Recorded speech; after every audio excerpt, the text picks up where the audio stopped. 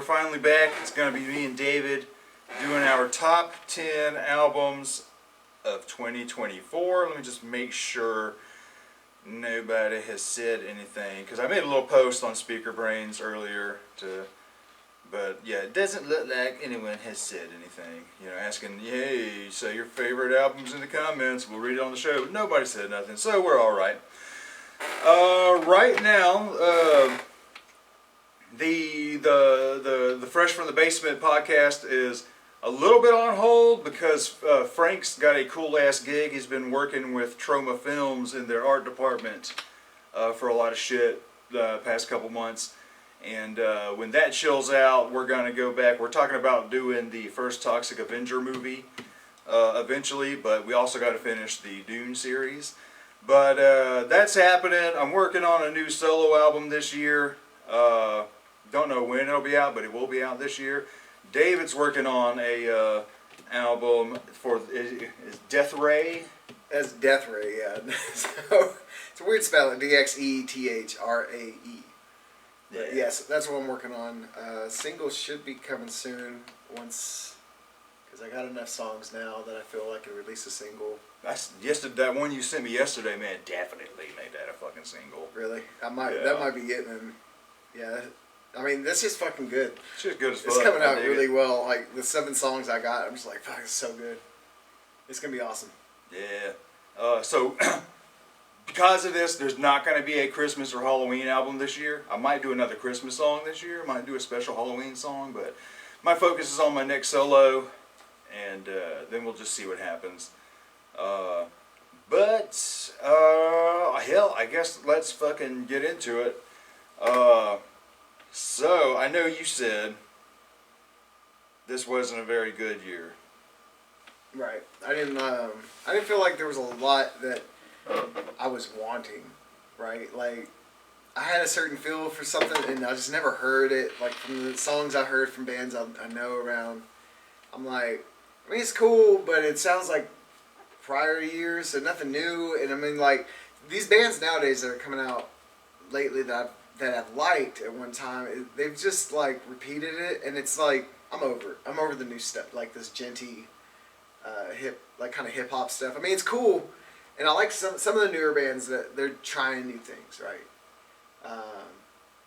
Like Wage War is a band that I have on my list that they released an album, but they like bands like that though, they kind of venture out a little bit. Like, they're heavy as fuck. They do the gent stuff. They try rap, and then they try singing and stuff like that. But it's but bands like, I'm just kind of over some of the music that's out there right now.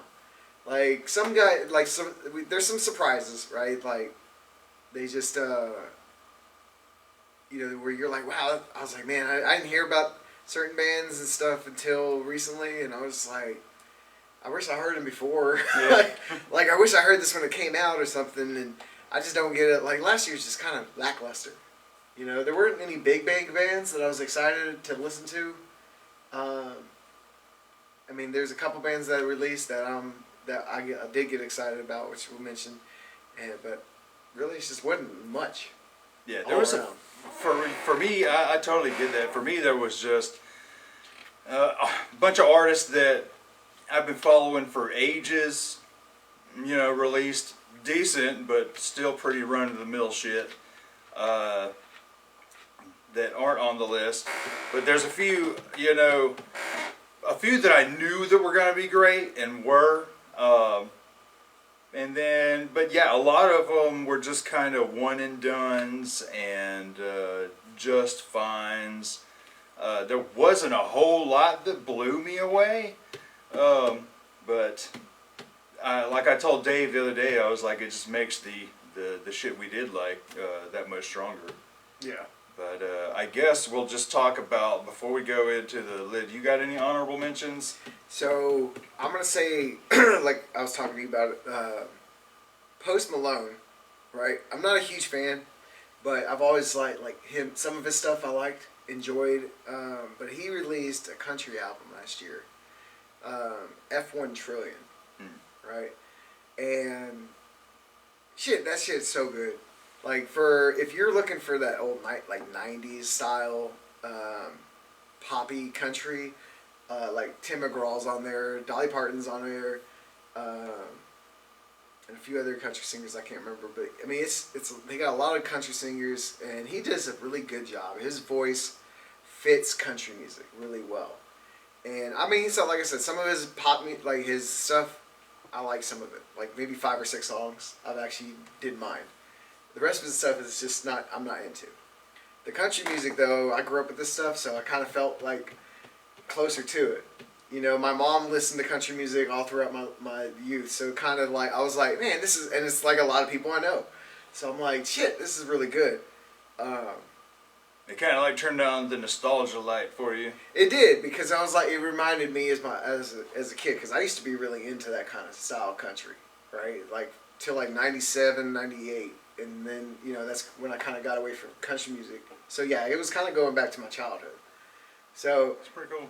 I mean, and there's a couple poppy songs that you know Post Malone does on all his albums, and I wasn't a fan of those.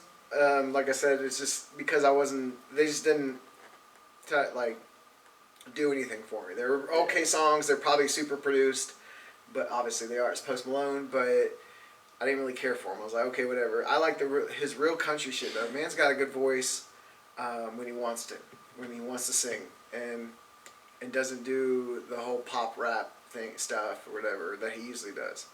So it's my honorable mention though, because it came out last year, and I'm not a huge fan of country music. I like some folk country stuff, but like that pop side of stuff, I can't stand really of the new stuff. Yeah. So when somebody reminds me of that, yeah, I was like, look, Past 30 years of shit. right? So when someone reminds me of like a childhood memory or something like that, I'm like, yeah, it's an honorable mention, right? He's not up there, and also I didn't until recently. I haven't checked it out until recently. I wish I checked it out when it came out, right? But I was just like, okay, whatever. Post Malone's country song, and I finally get to listen to it. I was like, fuck, I need to listen to this whole album. I listened to one song because I ran into it, and I was like, dang, this is good. I needed to check out the rest of it. Fuck you, Beyonce. Like, her album was trash. I'm just saying, that album was trash for a country album. I got a lot of great country albums on my list. So it's Beyonce, I hope. I don't know. I heard when the Texas Hold'em song came out, I listened to that and I was like, this is the first time I've nodded my head to a Beyonce song, so I guess it did something. I guess it wasn't like amazing, but I was like, it's a thing. It exists. You know, it don't suck. You know, I mean, it ain't. I don't have much of an opinion on it, except for, you know, I didn't think it was awful, but I ain't heard the whole album. You know, I heard the Texas Hold'em, or whatever. Was it called Texas Hold'em?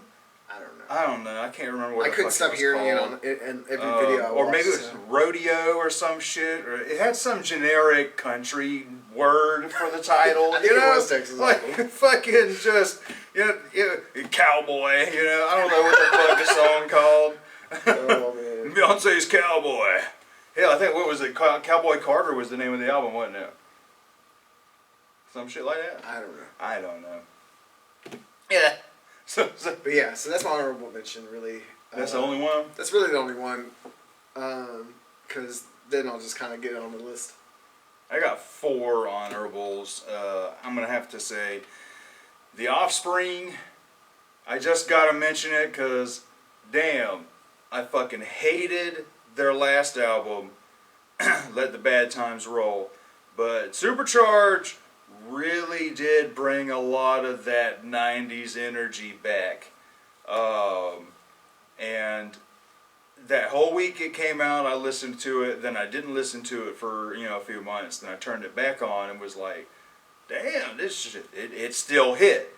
I was like, all right, cool, but, it's not on the list proper, but I had to fucking talk about it. And then the next honorable is Green Day's Saviors, which again, their last several albums have been kind of whatever. But Saviors, motherfucking Zach and I had reviewed it earlier last year, and I was like, man, it's like the best shit I've heard Green Day do in a minute. And so yeah, there's that. And then the next honorable is Marilyn Manson's One Assassination Under God. again, Still, huh? I still haven't listened to it. Best shit the man's done in a minute. And I remember years ago when We Are Chaos came out, I remember praising that during the review. But I can't listen to that album anymore. That shit sucks.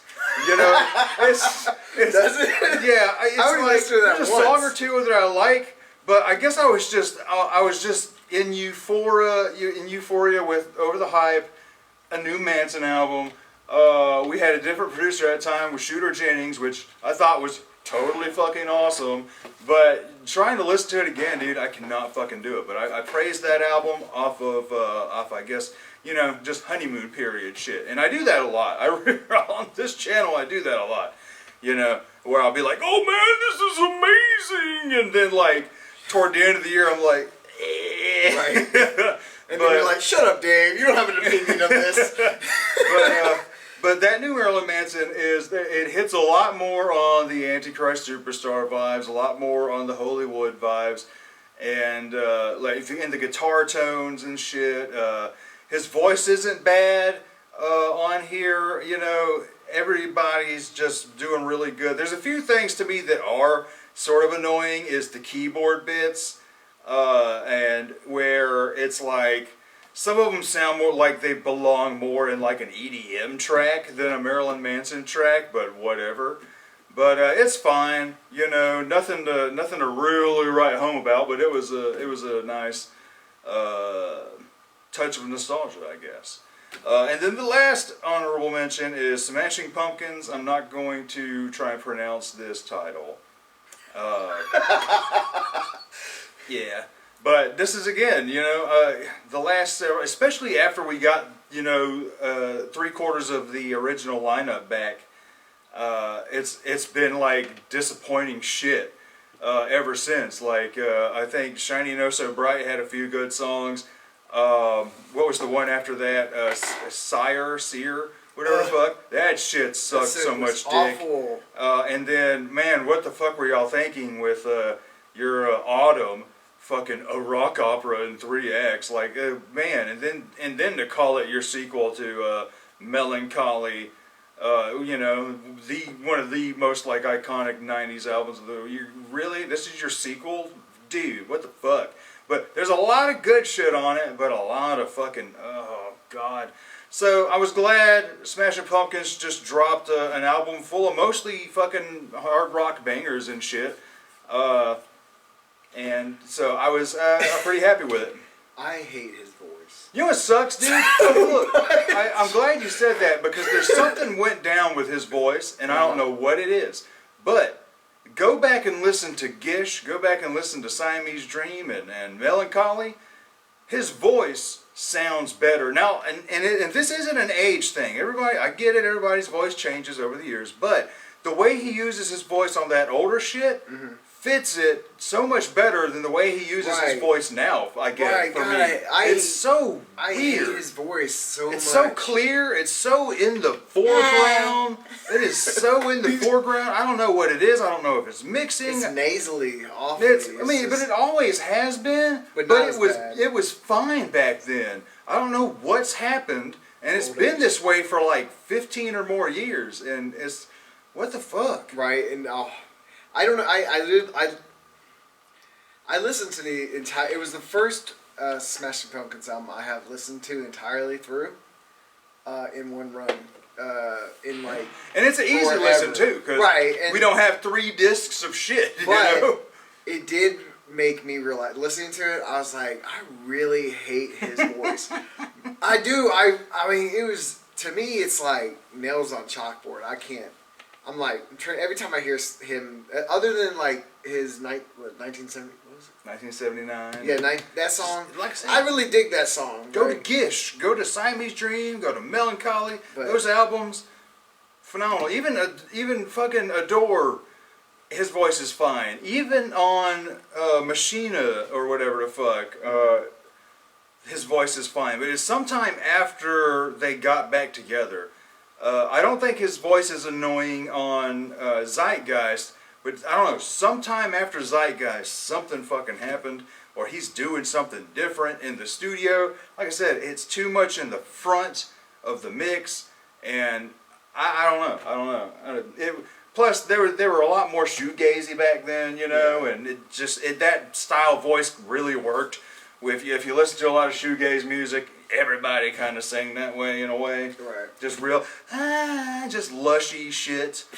But, you know. So, all right. I guess we're going to you'll do one, I'll do one. How many do you have on your list? I have 10. Okay. Exactly.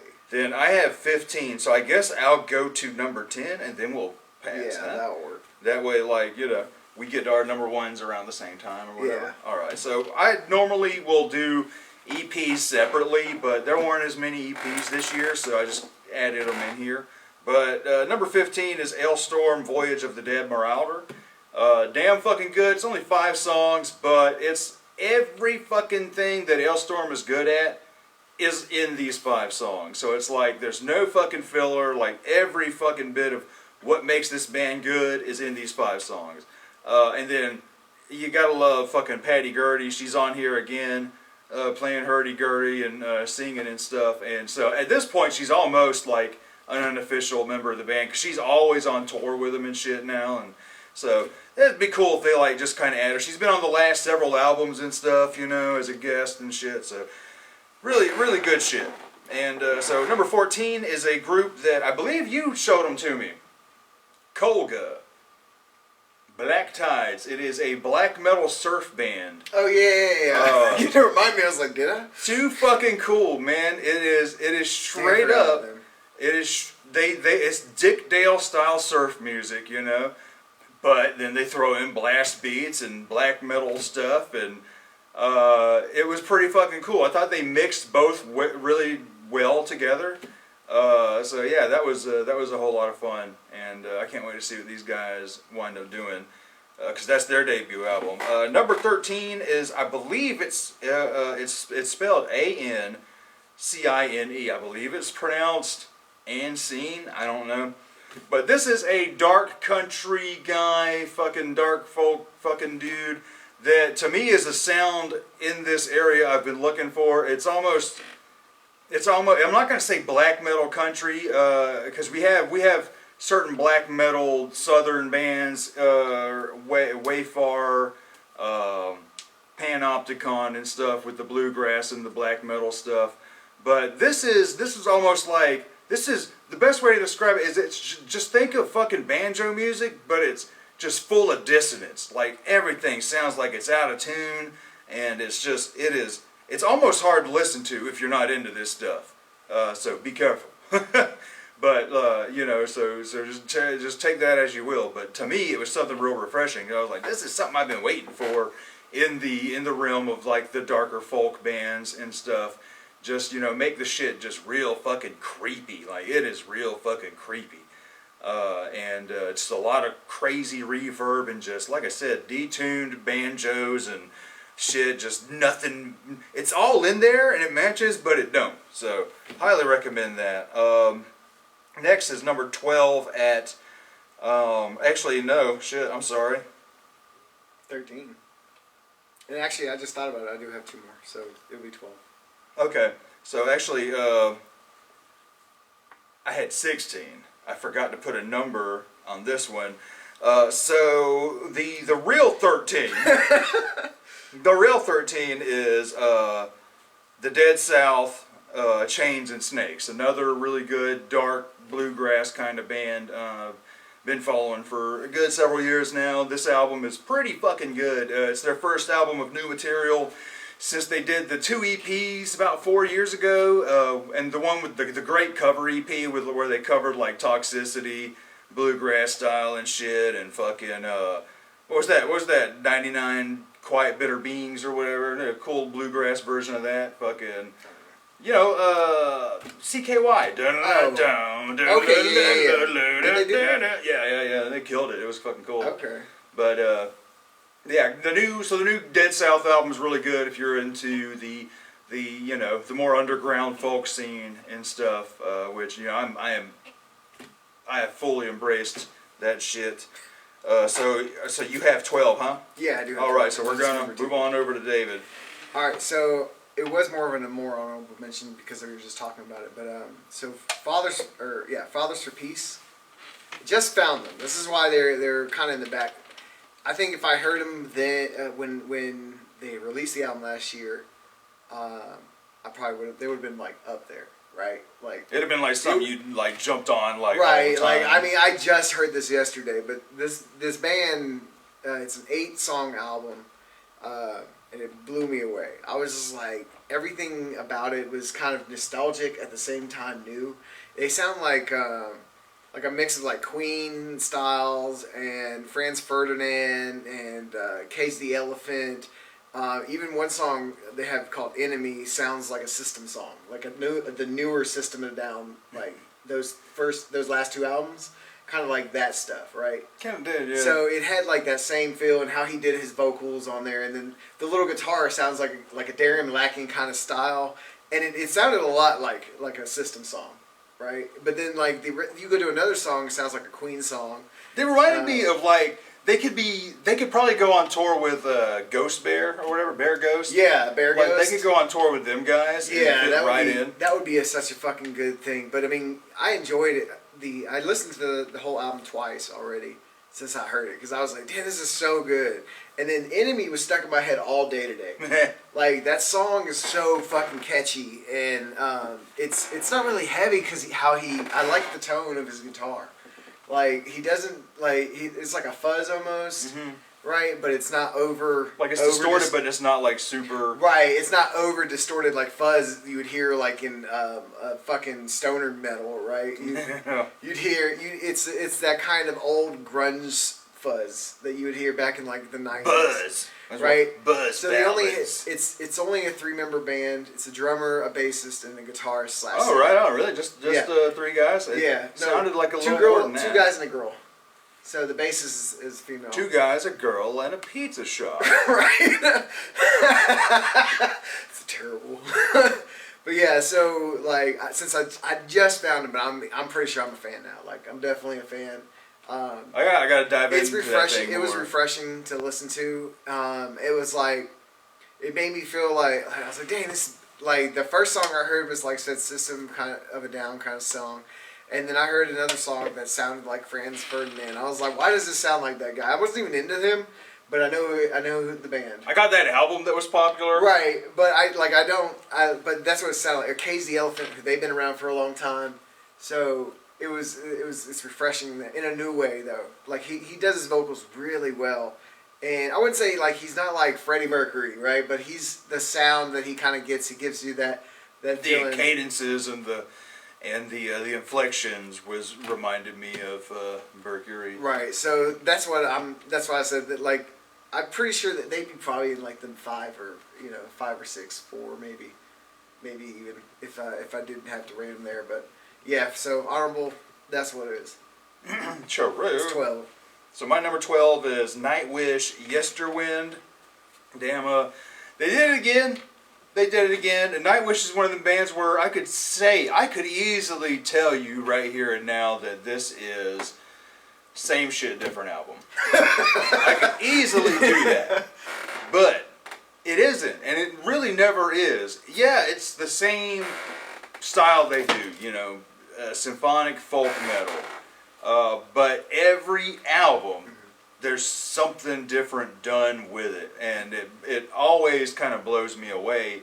The creativity that comes out. They're still one of the few, because there's so many symphonic metal bands out there, and to me, not many of them, to me, utilize the orchestral bits as well as Nightwish does. Because they know how to make the orchestra and the fucking metal sing together. Yeah. But a lot of fucking symphonic metal bands, it just feels like heavy metal music with like a little bit of a symphonic backing, but none of that big fucking orchestral punch. No 5-minute sections of like straight up conducted orchestra. Right. And I fucking love that shit. I don't get to. This is a rock. This really is roughly just like a pop music, rock kind of music channel. Yeah. But I'm a big fan of musicals. I'm a big fan of orchestras and classical music. Big fan of that stuff. And I don't really get to nerd out on that shit a lot in the on this channel. And but yeah, so being able to do that and nerd out with Nightwish, I'm like, man, it is orgasm inducing, fucking just bombast, man. Nightwish has always been that good though. Like Yeah. I remember listening to him when we were when me and you first started Yeah. hanging out, and like they were a different band back then though. Like they were heavier, they were more atmospheric. I wouldn't say heavier. Oh well, I guess so. No, I mean, they aren't as they don't heavy really as do as screaming as they did like back in the day with the with dude. what's her name? Yeah, the dude screaming voice, like It's a different dude. it has really taken a. Right, so backseat. like what's her name? But it wasn't even really like screaming. It was more just a little more aggression. Right, and it was more like like I said, it was more Like I wish I had an atmospheric. angel. You know, you got it was that Beauty and Beast style singing, Right. but like with them, instead of it being like metal singer stuff, it was a little more aggression. So I mean, it was different. I think Definitely, dude. The first album definitely atmospheric. Right, and like, so was it's the first 3 albums, I think, and then that's when they. It was like what was it? Yeah, something Child, Century Child was the first one where it really felt like the Nightwish they were about to become. Right. Cause damn, there was I keep forgetting the names, but it was the red one and then the blue one. They've been out so long, but I mean they've changed singers 3 times. Yeah, and I like what happens with every time they get a new singer is you know, Tarja had a real deep voice. Tarja's my favorite one. And yeah, I hated Annette Olsen when I first heard her, but then I wound up, because of her, I wound up loving the music so much more with the Annette Olsen stuff, because she has such a way higher register that it allowed the musicians to play in higher keys and different keys that they wouldn't have been able to do with Tarja. So I was like, it made me appreciate her a lot more and the music. And then with Flora Jansen, she fucking, sadly we only got Annette on 2 albums, but Flora, I think we have her on 3 albums now, maybe. And she kicks ass. She's like the best of both worlds. She can get pretty high and she can get pretty low. I think she's a great medium, middle ground for Yeah. them guys. I mean, I've been, like I said, I was a fan of Tarja's versions. I like the atmosphere, and it was just like it was that time like of my life too. Like I was just like, this works for we're me. first hearing this kind of stuff, you Right, know? and that's what it was, because I mean we had LimeWire, so Yeah. we're like, who's this? LimeWire, like let's download the entire albums. Like the first time I ever heard them, Stas and I watched that god awful Alone in the Dark movie, and when the end credits come up, it's playing "Wish I Had an Angel," and I'm like, this is fucking awesome. What is this? So we watched the whole credits roll up, you know, because at the end of the credits it'll show you the artists and shit, you know? Yeah. And I see it, I'm like, Nightwish. All right, then we drove to fucking Walmart that night, and I bought the fucking soundtrack to Alone in the Dark, and it's a decent fucking sound. It's double disc soundtrack of like Napalm Records artists Really? and shit. Yeah. Dang. Fucking, it's pretty wicked. It's a good album. Yeah, I'm like, damn, there's good shit on here. It introduced me to a lot of cool metal shit. They don't do shit like that anymore though. Like Yeah, it's soundtracks, weird, man. Like, the soundtracks nowadays, like you want like that metal, but you don't get those soundtracks anymore. You get just regular music, like in the background and symphony and stuff. Even like the that. symphony Like, stuff is annoying because, dude, like I said, I love orchestra music, and especially movie scores. When I was a kid, that is what got me into that, and Looney Tunes got me into classical music, and nobody like does theme songs anymore. You know, They don't. You look at Indiana Jones, you know the fucking song. Right, Batman. Yes, you look at Jurassic Park, you know the fucking song. You know what I mean? Right. I can't tell you I can't hum a single fucking piece from any movie of like the last 20 to 25 years, except for maybe Marvel. and not even Marvel because I haven't watched them. Right. But except for like maybe like some of the last more memorable themes to me was like the Harry Potter stuff, the Lord of the Rings stuff, and John Williams stuff for the Star Wars prequels. Because I can't tell you a single thing, I can't hum a single new piece that he did for the new Star Wars stuff. So, but I'm sure it's pretty good. But I watched Force Awakens once and was like,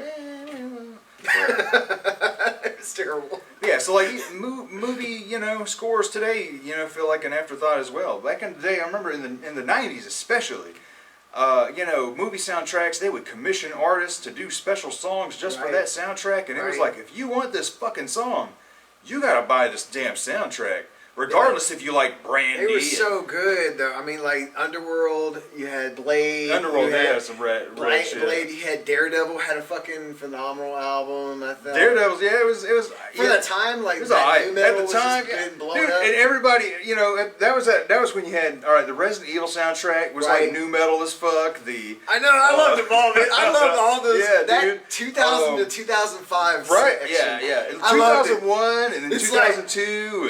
If it's horror or action, it's heavy metal, new metal. Yeah, and I yeah. loved it. I loved I mean, you had fucking Mudvayne, like when you might get Top one was rapper. nuts. End of Days was similar. He had like Limp Bizkit. Right, You had I a loved brand it. new Guns N' Roses song, which was pretty fucking good. Right. You had an Eminem track. Those Fucking. are so fucking good. Those back in the day. Yeah, nowadays it don't fucking matter anymore. Yeah, I mean, That's- nobody likes CDs, and like if you're gonna buy it, you just stream it. And I mean, that's what ruined streaming. Did kind of ruin that, but I mean, still the fact that like you don't get that orchestrateness like you would remember from like, all those movies and everything. Seriously. And it's a little That's upsetting. what- I'm sure there's somebody out there doing it, but it is a little upsetting. It's like, damn. Right. But yeah, that was my number 12. So, I found a band called Enterprise Earth. Right. Fucking heavy. Right. Did you show these? I guys? think I You did. I might did have. show them like one of them, but I mean, I've only listened to the album a couple times. It's it's heavy. It's like, I mean, it's death metal. I mean, it's straight up like just death metal, like just like as deep as your voice can get, like fucking pig squeals. But I don't really, those kind of bands really don't do it too for me. But this one did because it was, I guess, what really brought me to it is the fact how they wrote it. Right, like how the actual songs, Like the structure of the the song. structure of the song and everything went. So, to me, like a lot of the songs, I liked how they formatted themselves. They ended up like when bands can write shitty songs, but sometimes when you can hear shitty I can't talk. You can hear shitty songs, and they'll be good because the fact is of how the structure works. Like they're not. Yeah, no one else is going to get blown away, but because the structure was really good, it makes you want to listen to it more. I mean, it's like a typical, like some of those people, if you're not into death metal or anything, it's kind of like, it's a typical kind of death metal band, right? But for me, it worked out. It was just like, when I wanted to hear it, it was just fucking heavy, right? And it was just like, it got you going and kind of like, yeah, this is fucking good. So if you ever want to listen to anything Enterprise Earth, I don't have a lot to say too much on them because, like I said, it was just one of those bands that there wasn't a lot last year. So I was like, okay, what kind of bands I'd listen to that I would go back to again? So this is one of them. It's a badass fucking band. So check them out if you haven't heard of them. If you have, then keep it up. But yeah, that's it. That's what I got for you. All right, number 11 is Oranssi Pazuzu. I'm not about to try and pronounce this either. How do you pronounce Muntautuja? What? You can't. I can't. But Oranssi Pazuzu, they're a psychedelic black metal band. Really good shit. But this is probably to me the most interesting album because there's a lot of lo-fi hip hop vibes in this fucking album. This like, are we about to be getting like some black metal hip hop? Like, is this where we're headed? Because there's a lot of cool shit happening. There's a lot of cool experimentation happening in black metal right now. And I think that would be some interesting stuff. Keep it lo-fi though, like keep it low budget. Make it still sound kind of shitty. Don't make it sound like Bring Me the Horizon with black metal. Don't make it sound like that rap. Don't make it sound like the trap metal guys. Make that shit sound more like trip hop. Make it sound like Massive Attack with blast beats. Make it sound like Portishead with fucking blast beats and fucking shrieks. Let's do this. Let's see what the fuck happens with this. But real interesting album, all the way. Cool. Black metal hip hop. hop. That's what I'm calling it. That's what's that'd be interesting. Could you? I mean, like, you think about it though, like black metal hip. How would you like? I don't even know how would that, because the black metal guitars would go against the beat.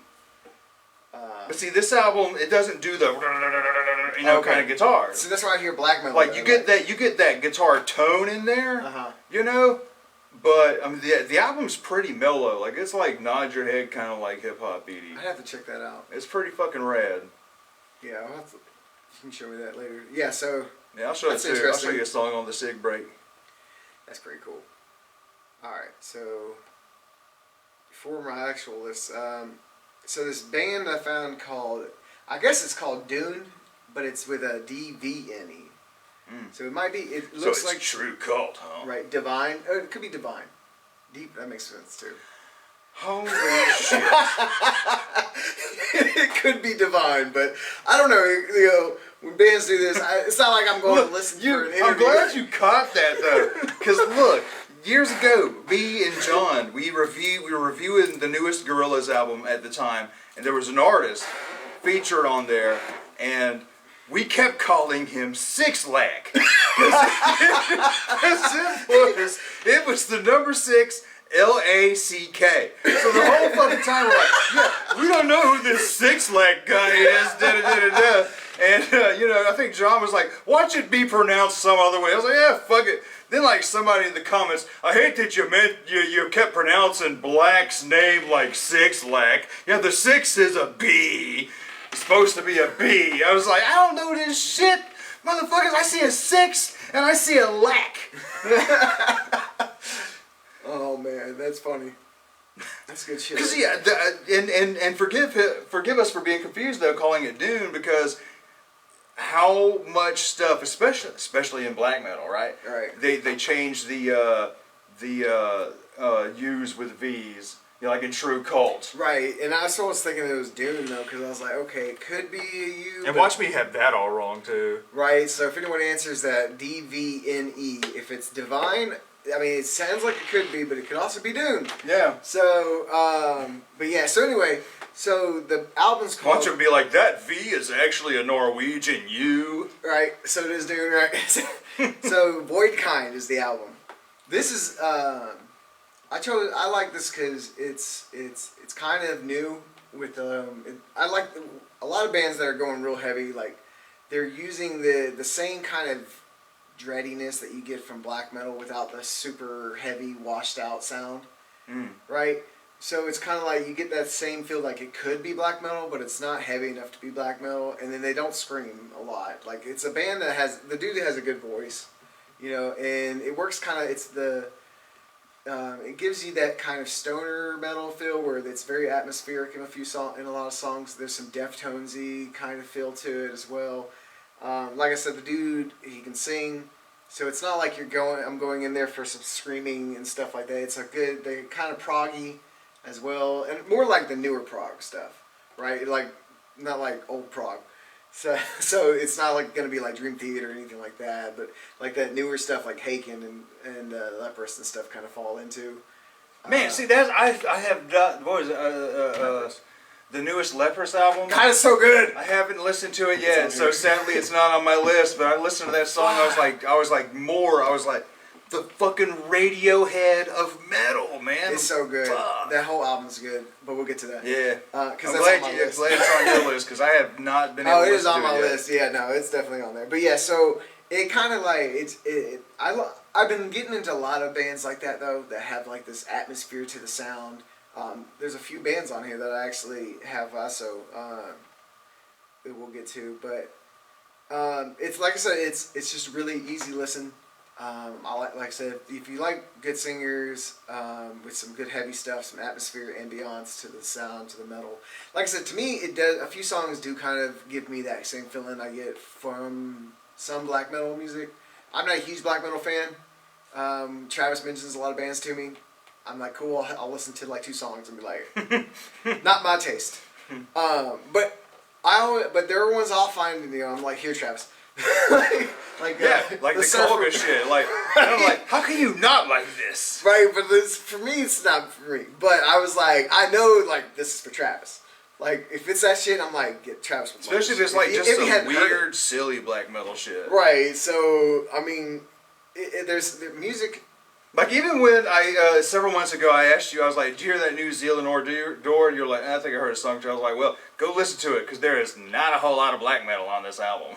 Yeah, I never touched it. Missing out. I got busy doing something else. Missing out, man. Zealand have been like some of the like that band that I'm like. For me, some things I really liked, like, and some things I'm just like, and the more like that's I don't know. I'm a fan, but I'm not like. Yeah, Zealand Ardor. You know, I am Zealand Ardor. Zealand Ardor, I'm all out. But yeah, so like, but anyway, so yeah, I mean, it's a cool band. I'm gonna try to keep up with them and see what they continue out with, and see if they. I like bands when I'll first hear them, and then if they don't have a secondary album that I can go to, I always hope for more, right?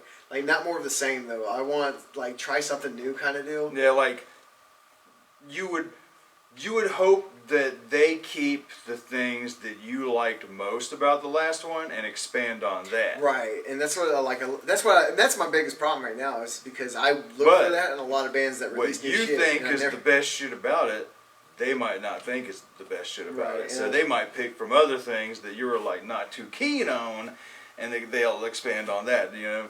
And then you get Smashing Pumpkins. Yeah, then you get like the last 30 years of Smashing Pumpkins. So you never know, right? Music is subjectable to everything. So, yeah. But yeah, so check it out. That's mine right there. All right, so we're about to be hitting number 10. I want a cigarette, and I'm gonna let David hear this Oranssi Pazuzu shit. Oh yeah, man. All right, we're back. So next, my number 10, we're on Folterkammer. This is a black metal band with German opera lyrics and vocals. And it is, I forget his name, but it's one of the guitar players from Imperial Triumphant, one of my favorite newish black metal bands, the jazzy black metal band. And this is cool shit. Like it's good black metal with like a female German opera singer kind of stuff. Like it's another kind of weird contrast, but it totally fucking works. Kind of shit over. It's fucking rad. It's interesting. Yeah. So basically, it's what was that fucking lawyer back in the 90s? I need cash now thing. 877 cash now. Right. Yeah. Somebody. I think I'm not sure if I remember. I think. Yeah. Imagine that with German with metal. So I think that somebody actually did a metal version of it, if I remember. Oh yeah, amazing. I don't. And guess what? It was so dumb. They probably did. They probably did. I couldn't remember. I mean, there are metal versions of that Baby Shark thing. You know, like if it exists, there's a metal version of it. If there isn't, somebody with talent, y'all should do that. Yeah, I'm surprised I haven't heard on a folk metal album. You know, a lot of great folk metal albums came out last year, but I didn't put any on my list. I don't think, which kind of hurts because I'm a big folk. Well, I guess Elstorm. Yeah, that's what I was saying. I was like, Elstorm. Who did release? I don't remember. Korpiklani, Windrose, fucking. Okay, yeah, they did. I forgot they did. Yeah, that was a pretty good album too. But I don't know if I got it on my list or not. It's just a lot of folk metal's kind of starting to sound the same too. You know. Yeah. I love the Korpiklani though because it's so close to like polka metal that like, you know. I think that for me, like folk metal and power metal, like those two things kind of go hand in hand. They really do. I mean, you take folk metal really is just power metal German power metal with more folk instruments. You know, Viking power metal. That's basically what. There's a lot more folk instruments, a little more symphonic stuff. Yeah, I mean they add like weird instruments and stuff. So, but for me, like hurdy-gurdy's violin. It's so hard. It's where you'll get this big metal band right there. It's like, oh, cool, you're in a metal band? What instrument do you play? I play bagpipes. Yeah, like the most non-metal thing. It was like, I don't know. For me, it's I play the harpsichord it's in so a metal hard for me band. to listen to a folk metal song nowadays or power. I play metal the triangle in a metal band. It's so hard for me to listen to kind of like just enjoy them. I think that like that stage, it was a stage kind of thing. Like yeah, it's a phase. Oh, yeah? It really was for me. Like because I try. I mean like okay, so there's a few bands like what is it? Unleash the Archers. That band is fantastic. Yeah, they're still pretty cool. And that one actually made me go into a rabbit hole. Like, oh man, there's fucking power. A lot of the power metal bands we used to listen to as kids, or I say kids, but like high schools. We were kids. I'm still a kid. Yeah, we're still kids.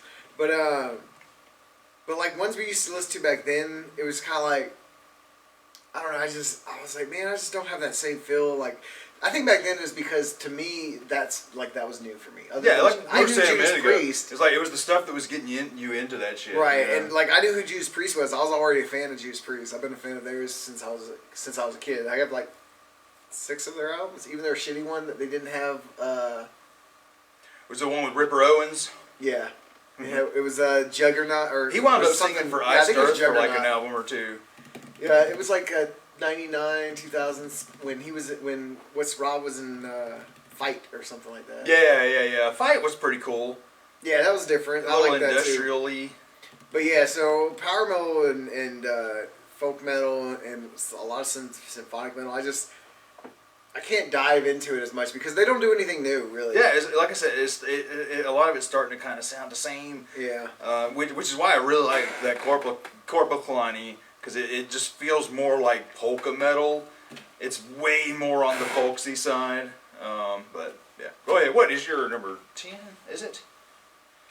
It might be. I'm just kind of going down the line. All right, so Kitty released a new album.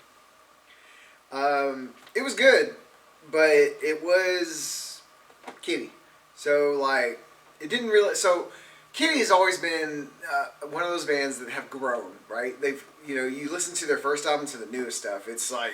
And I still love the first 3. Right, man. Right. Those first 3 like hit perfectly, right? But since then, and they've progressed in their talent. I think they've always done that. So this album really is more like it's not really a comeback. It said, "Hey, we're still alive."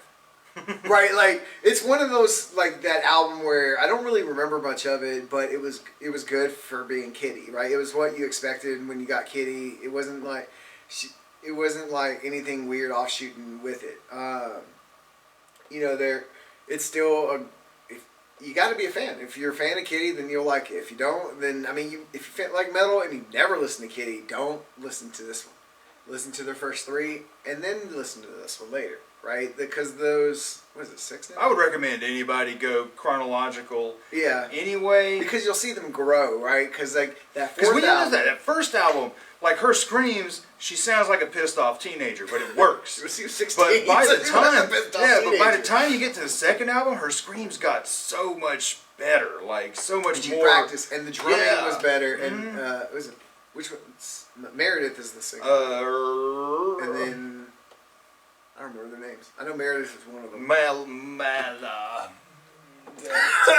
I almost said Melody, but that's like the drummer of Josie I and the know. I think Pussycats. Meredith is the singer, and then her sister's Mercedes. Mercedes. That's Mercedes. I knew it was a car. Right. It was So a car. Mercedes and Meredith, right? So like I said, so the talent has gotten they've gotten so much But better also think as about this though. musicians. Think about this though.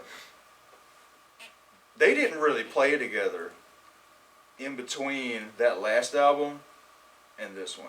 They really didn't. I mean, And, they really didn't do much music at all. yeah. Since when was the last album? Like That last one was like 2014? 19 or maybe It was a long time ago. 'cause- 14ish, 11ish, 2011ish, 13. Yeah, it was a 14. long time ago, but It was that I Failed You. No, not I Failed You. It was the white one, right, with the little skull Yeah. on there or something. This is the end, or I can't no, remember. that was the fourth Was it? I can't remember. one. Yeah. So, and I got it over here Google. in the case. Yeah, you have them, but so it was like, it was Kitty. So I never, I listened to it a few times. It shows up on my shuffles, but I won't. I don't go to it, but it's better than the other 2 prior. True that. True that. All right, now we're on number 9. My number 9 is, I don't know how to pronounce this guy's name. You don't know how to pronounce half your list. Right. I'm not going to tell you how to spell that. I can't read those letters. It is. Yeah. It is. I believe he was the singer to the band Emperor.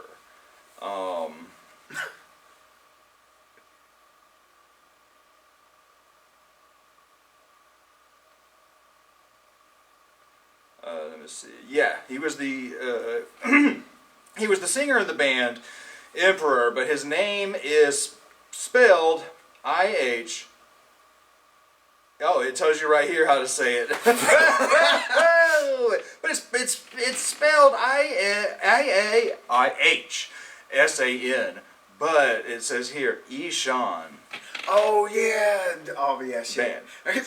That's like that. I was like, hey, dude, have you heard of this? Like, yeah, you sent me this. Like, I was like, dude, I sent you this last week, and I literally just about said the same thing he said to me, because it came out, and I was like blown away. This thing is like it's a mixture of the black metal with like some proggy and jazziness in It's there. really good. The symphonics are fantastic. It is a incredibly really good. well-produced album. But the I day totally it came agree. out, I was listening, and I told David, I was like, dude, check out the Ishan album.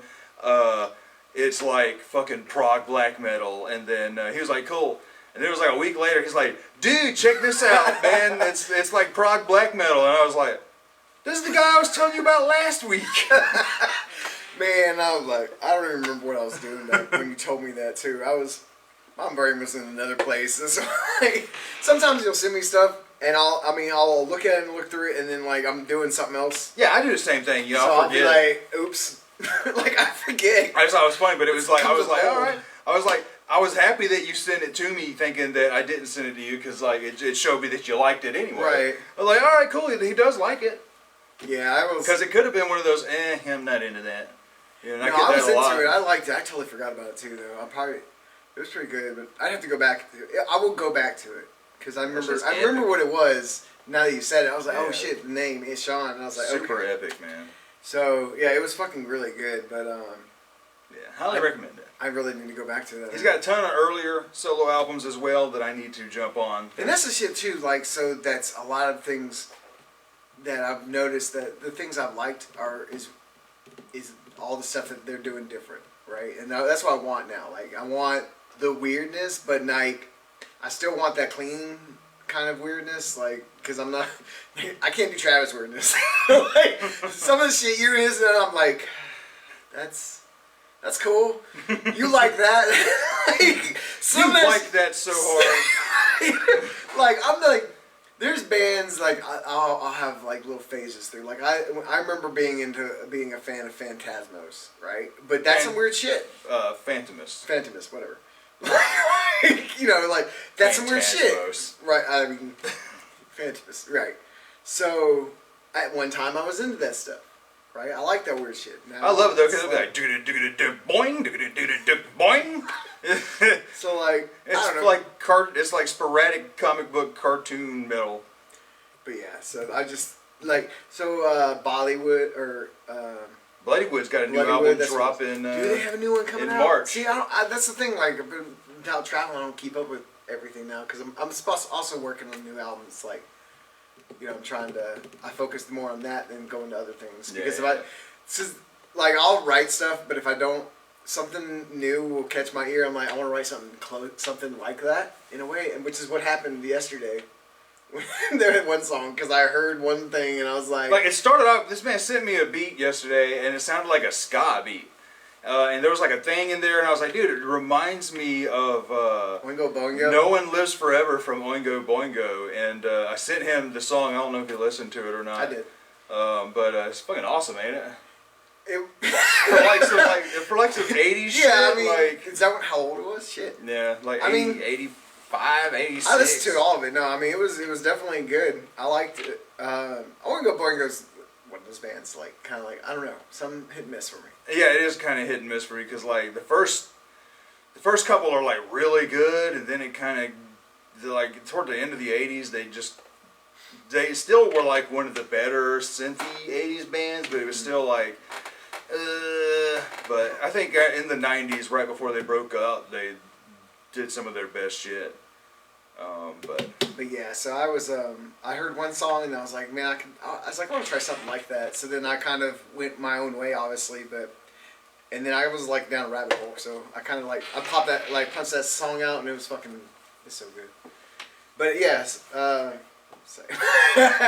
what was your... the weird shit, like, okay, so I think we were talking about your stuff and got veered off by like talking about other things. Yeah. So we're moving on to Dave. Sorry, ADD much. So Wage War, right? This is a hit and miss. Like, yeah. So I like some. I think I sent y'all a song. I posted it on Speaker Brains mid last year. Was like, this is fucking cool. Yeah. And then I went and listened to a few other songs, and like none of them were doing it for me. I was like, why don't these be like this one? Because of what you said earlier, right? They may not like. Like might be what they want to do more. But it's the same shit though. Like, so I like Wage War is one of those bands, like, it's the newer stuff, like the gentiness but they're, the people are all adding in, everyone's adding, almost every genre now is adding in hip hop. Yeah. Right? Like, it's the thing. That's the thing that's happening. It's the new metal. It's the new. It's the new. So, like, Wage War. And we're gonna spell it even. We're gonna annoy people with this spelling. We're gonna say NOONU metal. Right. So Wage War though is one of those bands that I kind of like. Again, they can release bad songs, but it's their structure. I like the structure that they do songs on. They have drops in like heaviness that are that come in at the right time. The guy has a good scream. His screams are good. The singer's good. The metal's heavy. I enjoy listening to it. So they do follow that same styling that everyone's doing now on the radio, where it's just like genty, heavy vocals, some hip hop beats, some hip hop rapping, drop something. Put a big old heavy breakdown on there, and then move on.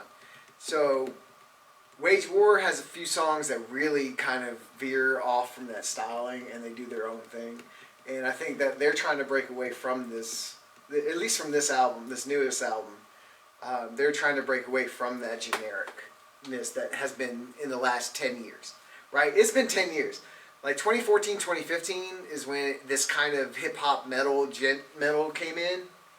Like, or they added some techno beats and dubstep and stuff, kind of like fell off, and then they moved on to this. And it was cool at first for me. I dug the new because it was new then. Yeah. But I'm over it. It's been 10 years. And there are bands that are showing either promise or were fucking amazing that are doing stuff. And this isn't one of them. Like, it's just for me, it's a good album. Right, and that's why, and it outranks Kitty, so it's what it was. I listen to it when it comes on. I enjoy the music. Yeah. All right, next is let me see. My number 8 is Static X, Project Regeneration. That's my next one, too. Oh yeah, So, all right. Isn't that an awesome fucking album? Like, it was awesome. I will say this though, the last one was better. You like the last one better? But I think, there's songs that are just done how they are. It was the same thing as the last one, basically. It was a continuation. Yeah. Right? And I enjoyed it, but I think the first one was such a surprise of it, right?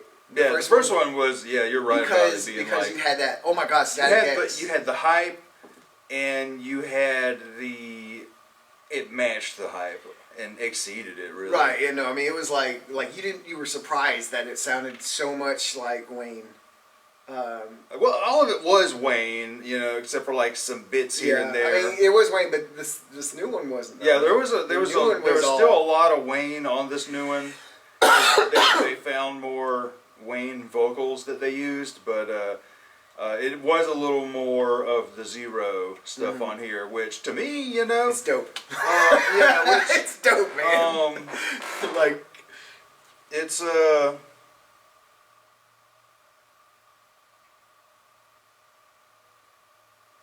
it's oh man, Zach texted and I kind of got a little thrown off. It's a little more zero dopey stuff, but it matches, it works, and I think really at this point, I would be happy if they decided to keep going. Like they're out of Wayne vocals. Let's let Dope take over and be a robot Wayne Static, a zombie Wayne Static. I like it. Let's continue to make new Static X music in honor of Wayne. But also what is weird, there's a weird gray area here, because apparently, you know, all these original musicians were not on good terms with Wayne, and there was a lot of shit talk, and some people could say it's a cash grab, but to me it feels like they're paying respect, but they're also getting some money. You know I mean, the band is still the band, though. So, you know, it's really just the guys that were on Wisconsin, because like, when they went on tour for the Death Trip album, Wayne went hardcore writing music while the rest of the band partied, and that's why the second Static album, like everything was written by Wayne, and it pissed the other guys off. It was like, motherfuckers, y'all was out here partying when I was on the bus fucking writing. Like, y'all could have come in here with me. And that caused a big old thing with them guys. But yeah, damn good motherfucking album. It was, yeah. I mean, as it comes to like memorize, like again, Static X has always been like you're gonna hear that same sound, right? They blend, they go with like Rammstein. Just awesome, like industrial with the new metal. And they keep that style throughout. Like that's what. And I like that it sounds. Both of these, I like that they sound closer to the Wisconsin album and the one after it. Because after that, like Wayne quit doing the kind of shit, right? Yeah, and started singing like, more Jonathan Davis style. Yeah, he started to really sound like Jonathan Davis for a minute there, and I'm glad that it doesn't do what the last couple Static X albums did, where when he started adding guitar solos to every song, that made them incredibly predictable. There's some good shit, but then it's like you always know when the solo's gonna come, and you're just kind of waiting for the badass killer beat to come back. You know, I'm here for the fucking, you know, the evil disco, you know. Fucking, That's fantastic. I don't need the goddamn fucking really wheelie bits, you know. It needs to be a t-shirt. I'm here for the evil disco, man. That's fucking great. Yeah, it's a good album. It's a good Static X album. I'm really here for the next one. Like the one that is just I want it to happen. Fucking doing it. I want it to happen. I would be happy with that. Like I'm curious of how it would go though, right? Because Dope, and it kind of goes with a lot of those bands like Powerman 5000, that same styling. And you know, Dope.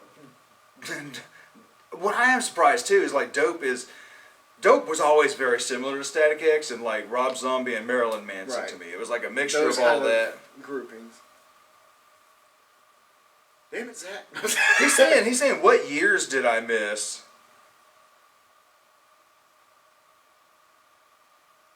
What is he talking about? So anyway,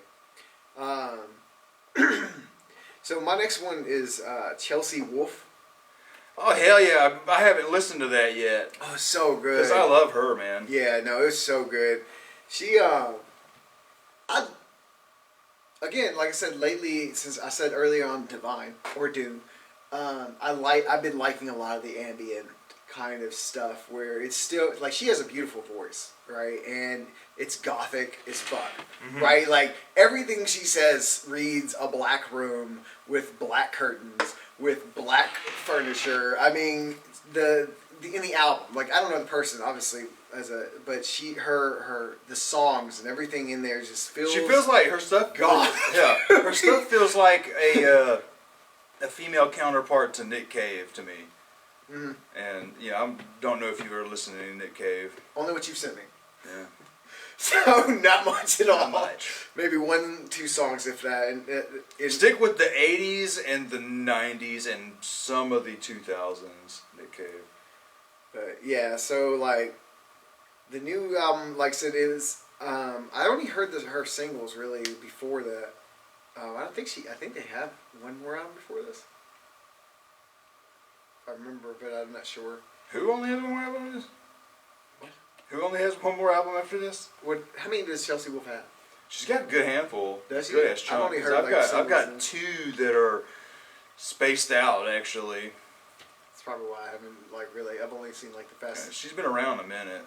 Okay, but yeah, so like the new one's great though. Like it has that ambiance, that creepy, I'm lost in a foggy woods kind of feel. Like there's a lot of that. Like that's what I just imagine though, listening to Chelsea Wolfe. It's like there's just this lot of stretched out sounds to it, to the effect. Like I just feel like fogginess, stuck in the woods, lost somewhere in a lot of her music. Just that kind of drowned out. Kind of has like that stoner metal like stuff that you're kind of get that drowned outness to it, but then she brings you back in with her just the depth of it, right? And I don't know, I just kind of get lost in the music. So, but it's a great album. I definitely tell you check it out if you're. Yeah, I was meaning to check it out and totally damn forgot. But that's what I've been, kind of digging, like certain things. I haven't tried to recreate it because, like I said, it's like for me it's new. Right? I mean, people have been listening to stoner metal since this went forever, right? Mm-hmm. I don't know. I wasn't born. So, like, 39 years, by the way. Happy birthday. Oh, yeah, it's his birthday coming up. Tuesday, yeah. On Tuesday, and then I'm, Friday? no, I'm on the 16th. So the 16th, yes. The it'll be after Valentine's Day, but yeah, we're both 39. 39. Wait, you forgot? 39. Going on 25. Yeah, I'm not going to be 39. I will have been 30 for 9 years. There you go. We'll never. What was it? 18 with 16 years of was it, yeah, something like that. 18 to 16 years of experience or some shit like that. That's what we used to say in the army, right? When I was like 30, I was like, oh, I'm only 18 with 12 years of experience. So, but yeah, that shit's fun. But yeah, so Chelsea Grin, like that shit's fucking Chelsea Wolfe. This man said Chelsea Grin. Chelsea Grin's a good, awesome band too, but that's a different style. But yeah. Oh man. So my number 7 is the New Zealand Ardor album, Grief. And I made the joke earlier. I was like, "Yo, listen to it, David. It doesn't have a whole lot of black metal." And it doesn't. It kind of tripped me out. Like, oh man. There's like not a whole lot of black metal on here, and there really isn't a whole lot of the call and response kind of, fucking churchy, chain gang kind of stuff. But it is on there. And when it's on there, it's so fucking good.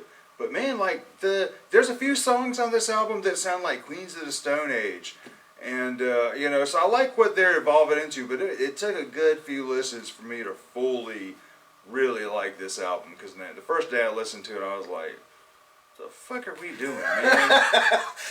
There's been albums like that I had to go back to, and I loved it. And I was like, God, what did I hate about this so much? I was like. Because I remember their last album I thought was fantastic. I thought it took everything great about the other ones and just made it perfect. And I know Josh was complaining about it, saying it doesn't have as much of the chain gang stuff. And I'm like, it does. I'm like, but there's also other shit. But there was a lot more black metal on that album too, like the earlier ones. Whereas this one, there's not a whole lot. Maybe 2 songs. One song is very slow and chill, and then has some blast beat and black metal-y moments. Like it's very much in the background on this album. So who knows what they're going to wind up doing after this? And it's a pretty good experiment, and I like it a lot. But definitely, I will say I like their earlier stuff better, because this is, it's missing some of those things that drew me into the band. So there's that. Cool. Where were we at? I forgot what number we're I'll be number 6 next. Okay, so there's a band that released so it's 3 songs, right? Yeah. But they've released 3 volumes. So it's like a full album, 9 songs, right? So they have a volume 1 that has 3 songs, volume 2 and volume 3. And I thought it was just cool, right? Because I like the fact that people do either concept albums or they do like releases throughout the year are kind of cool to me because they're not, you get more. Like, you get that feeling you can always come back to, right? You can go, okay, cool, 3 songs, I listen to it, right? And then 3 more songs, like 3 months later on a different album, and then 3 more, and you always get more, right? Like, you're like, man, I kind of want more. And this is just a different styling of releasing an album, right? Yeah. Like, you can drop it all at once, which is great too. Like, Between the Buried and Deep Me did that 6-7 years ago with their Automata albums, and 2 of them. One had like 4 songs and one had like 5 or 6. And they did one in like March and then the other one closer to September. Right. Which I like that kind of shit. Yeah. So I like yeah, that it was idea. cool. So it's called just Volume 1, right? The band is called The Plot in You, right? So the first volume, I would say, the first part of the album, it's very like that new stage of metal right now that I was talking about earlier, where everything kind of similar. Like, it has one song on there that sounds exactly like it would be on the radio, which it is, on like SiriusXM's Octane or whatever. And then the next 2 songs they get heavier, or there'll be which one was it? There's the next song after the first. The first song is just kind of very poppy. It's called Divide. I say poppy, but I mean that metal style, right? That new style, like you're gonna expect real accessible, kind of everyone hears it. But then soccer mom. The next, so I was like, okay, this sounds like that. And then I heard the next song, and I was like, fuck, this shit got heavy. Like, he screams real hard. The singer is like fucking just a beast, man. Like, his screams got hard. Their breakdowns were very thrash metal style into like that death blast beat kind of thing a few times, and they have good solos in there. And every album does this.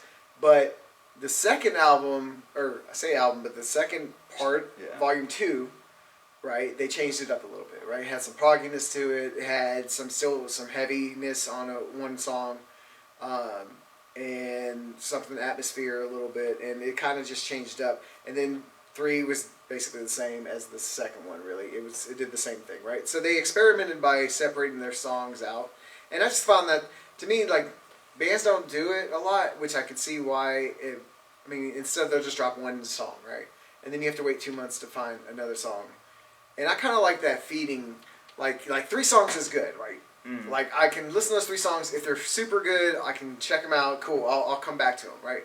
And then 3 months down the road, you got 3 more songs. Like, shit, I got more. That's great, right? Same thing goes. So I can't remember the time period between the 3 albums. But it was just a good idea, and I think that's what kept me on to it. Because when I saw Volume 2, I was like, shit, I need to go back and listen to Volume 3 and kind of just see the connection between them. But I like the band a lot.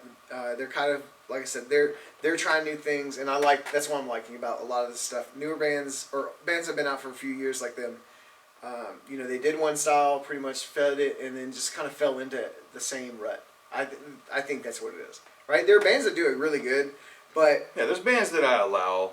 Right, and there are bands that they used to do it really good, and they just never moved anywhere. They just kind of stayed one note, per se. And so hopefully, is it your... It's my fridge. Oh, so hopefully it's running. Right, catch it. So hopefully they will release more stuff though. The next album they'll have something different, and I know that you can't do something different all the time, obviously, but I'm hoping that they'll do more stuff that I'm looking for, like you were saying earlier. Hopefully they like what I like. But yeah, there you go. So we're at 5. Well, I haven't done my number 6 yet, Okay. so we'll do my number 6, and I want another 6. My number 6 is another favorite dark folk bluegrassy band, the Bridge City Sinners in the Age of Doubt. Fantastic album. I'm not gonna say same shit, different album, but I mean, you can if you want, but it's like I said, it's how you handle that same shit on your different album, and they do a damn fucking good job of it. To me, this is album number 3, I think, or 4 if you count the EP. But they keep getting better and better. The Lily's Lily's voice is really cool. It's fucking. She sings, you know, different for like female artists. She like throws in, how do you say it? She gets real, I don't know. Her voice is just really fucking cool. Because it can be clean, but it's also, she's not afraid to Tom Waits it up on some shit. So I applaud her for that. And then just the whole band, man, the violins, the upright bass, the fucking, you know, all of that shit, the banjos, fucking really good shit. If you're a fan of the dark folk, kind of fucking bluegrass shit, definitely check it out. Highly recommend it, especially since you're, you know, kind of getting into that stuff too. Check it out, Bridge City Sinners. Oh no, I listen to them. Okay. Yeah. They go on tour with Amigo the Devil a little bit. No, I love Brit. So Evelyn actually listened to him because I had, what song was I playing? I was playing one of their songs, and she was like, "Who's this?" And I was like, "Fantastic, isn't it?" I love that shit. Like, Yeah. I like the whole folkiness like that they do with it. And her voice is fucking crazy. Yeah. Like I said, she's not afraid to Tom Waits it up, which I think is really cool. I was gonna say. Gonna go smoke a cig, then we'll do our last 5. All right, so I went last. We'll let you go next. All right, cool. Number 5. So I do this every year because it is my number 5 every year. Oh shit! Our Halloween album dropped right in 2024, and that shit, album. as always, What's is it a called? fucking banger. How do you know The that? Ghoulish Masquerade. The Our Ghoulish album, Masquerade. The Ghoulish Masquerade. It's fantastic. Go look at it. Go listen to it. Even if it's not Halloween, you'll fucking you'll Go enjoy to- the shit out of it. Go to your Spotify's, all the streaming services. Go to Bandcamp. Amazon. Yeah, all of it. And on all the streaming services, look under Monster and the Family. On Bandcamp, it's under Bloody Chuckle Studios.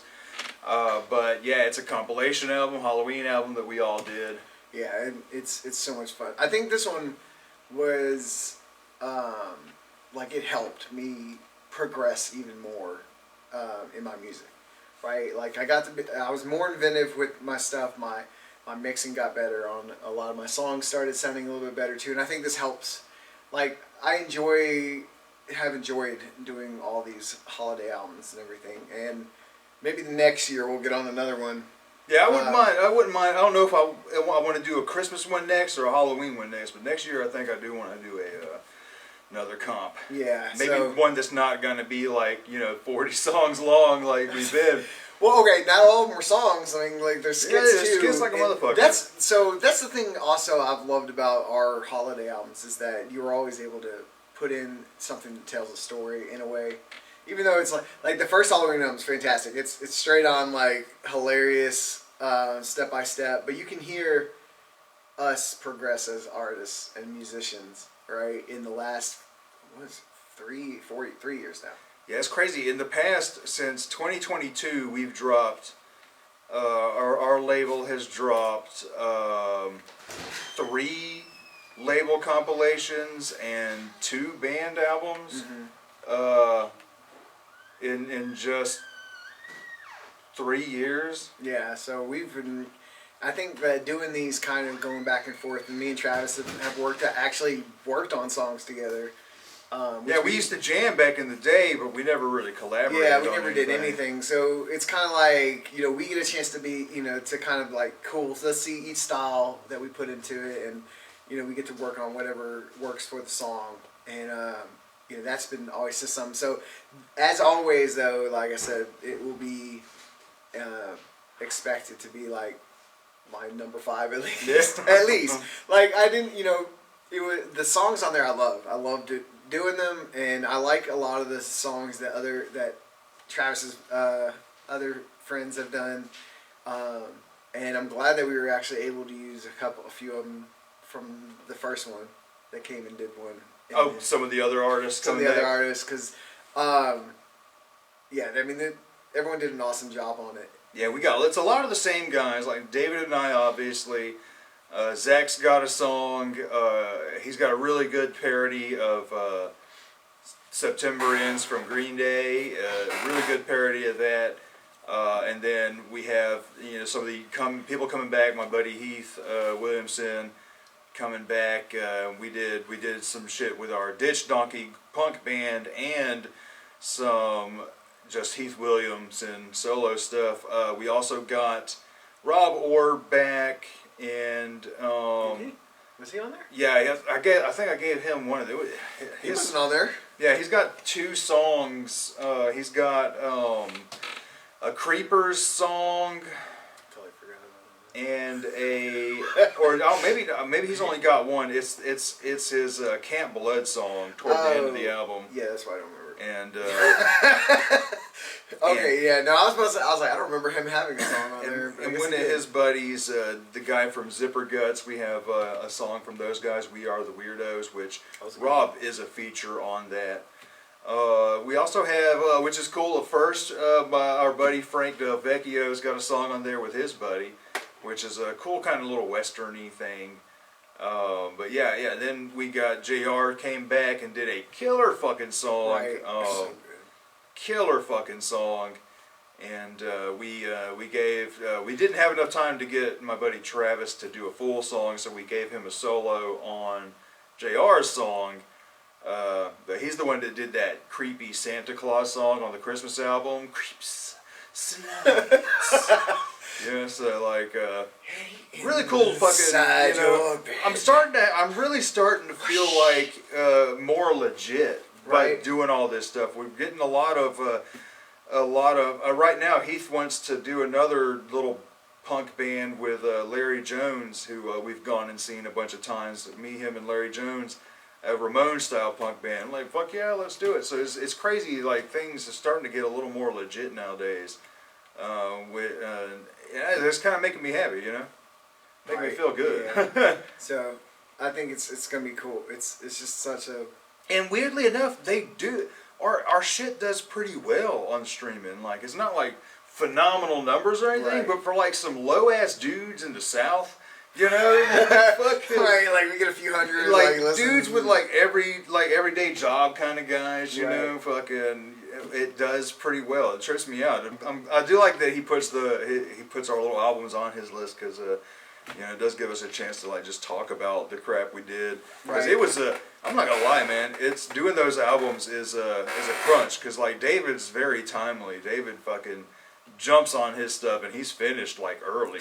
And me, like 6 to 7 months in, I'm like, here's all my stuff. What can I help you with? I'm like, you know, I'm hardcore crunch time, and we had this. Sadly, I'm gonna do better next time because that last year I had to delay the album by a week because I wound you know, last minute I had to get Travis, JR, and Zach in on the same day, and we just, you know, had a lot of complications with Travis, but you know, it happened, so we wound up, we couldn't get Zach's song done in time, so we had to halt the album release a week so we could get Zach back in to do his song.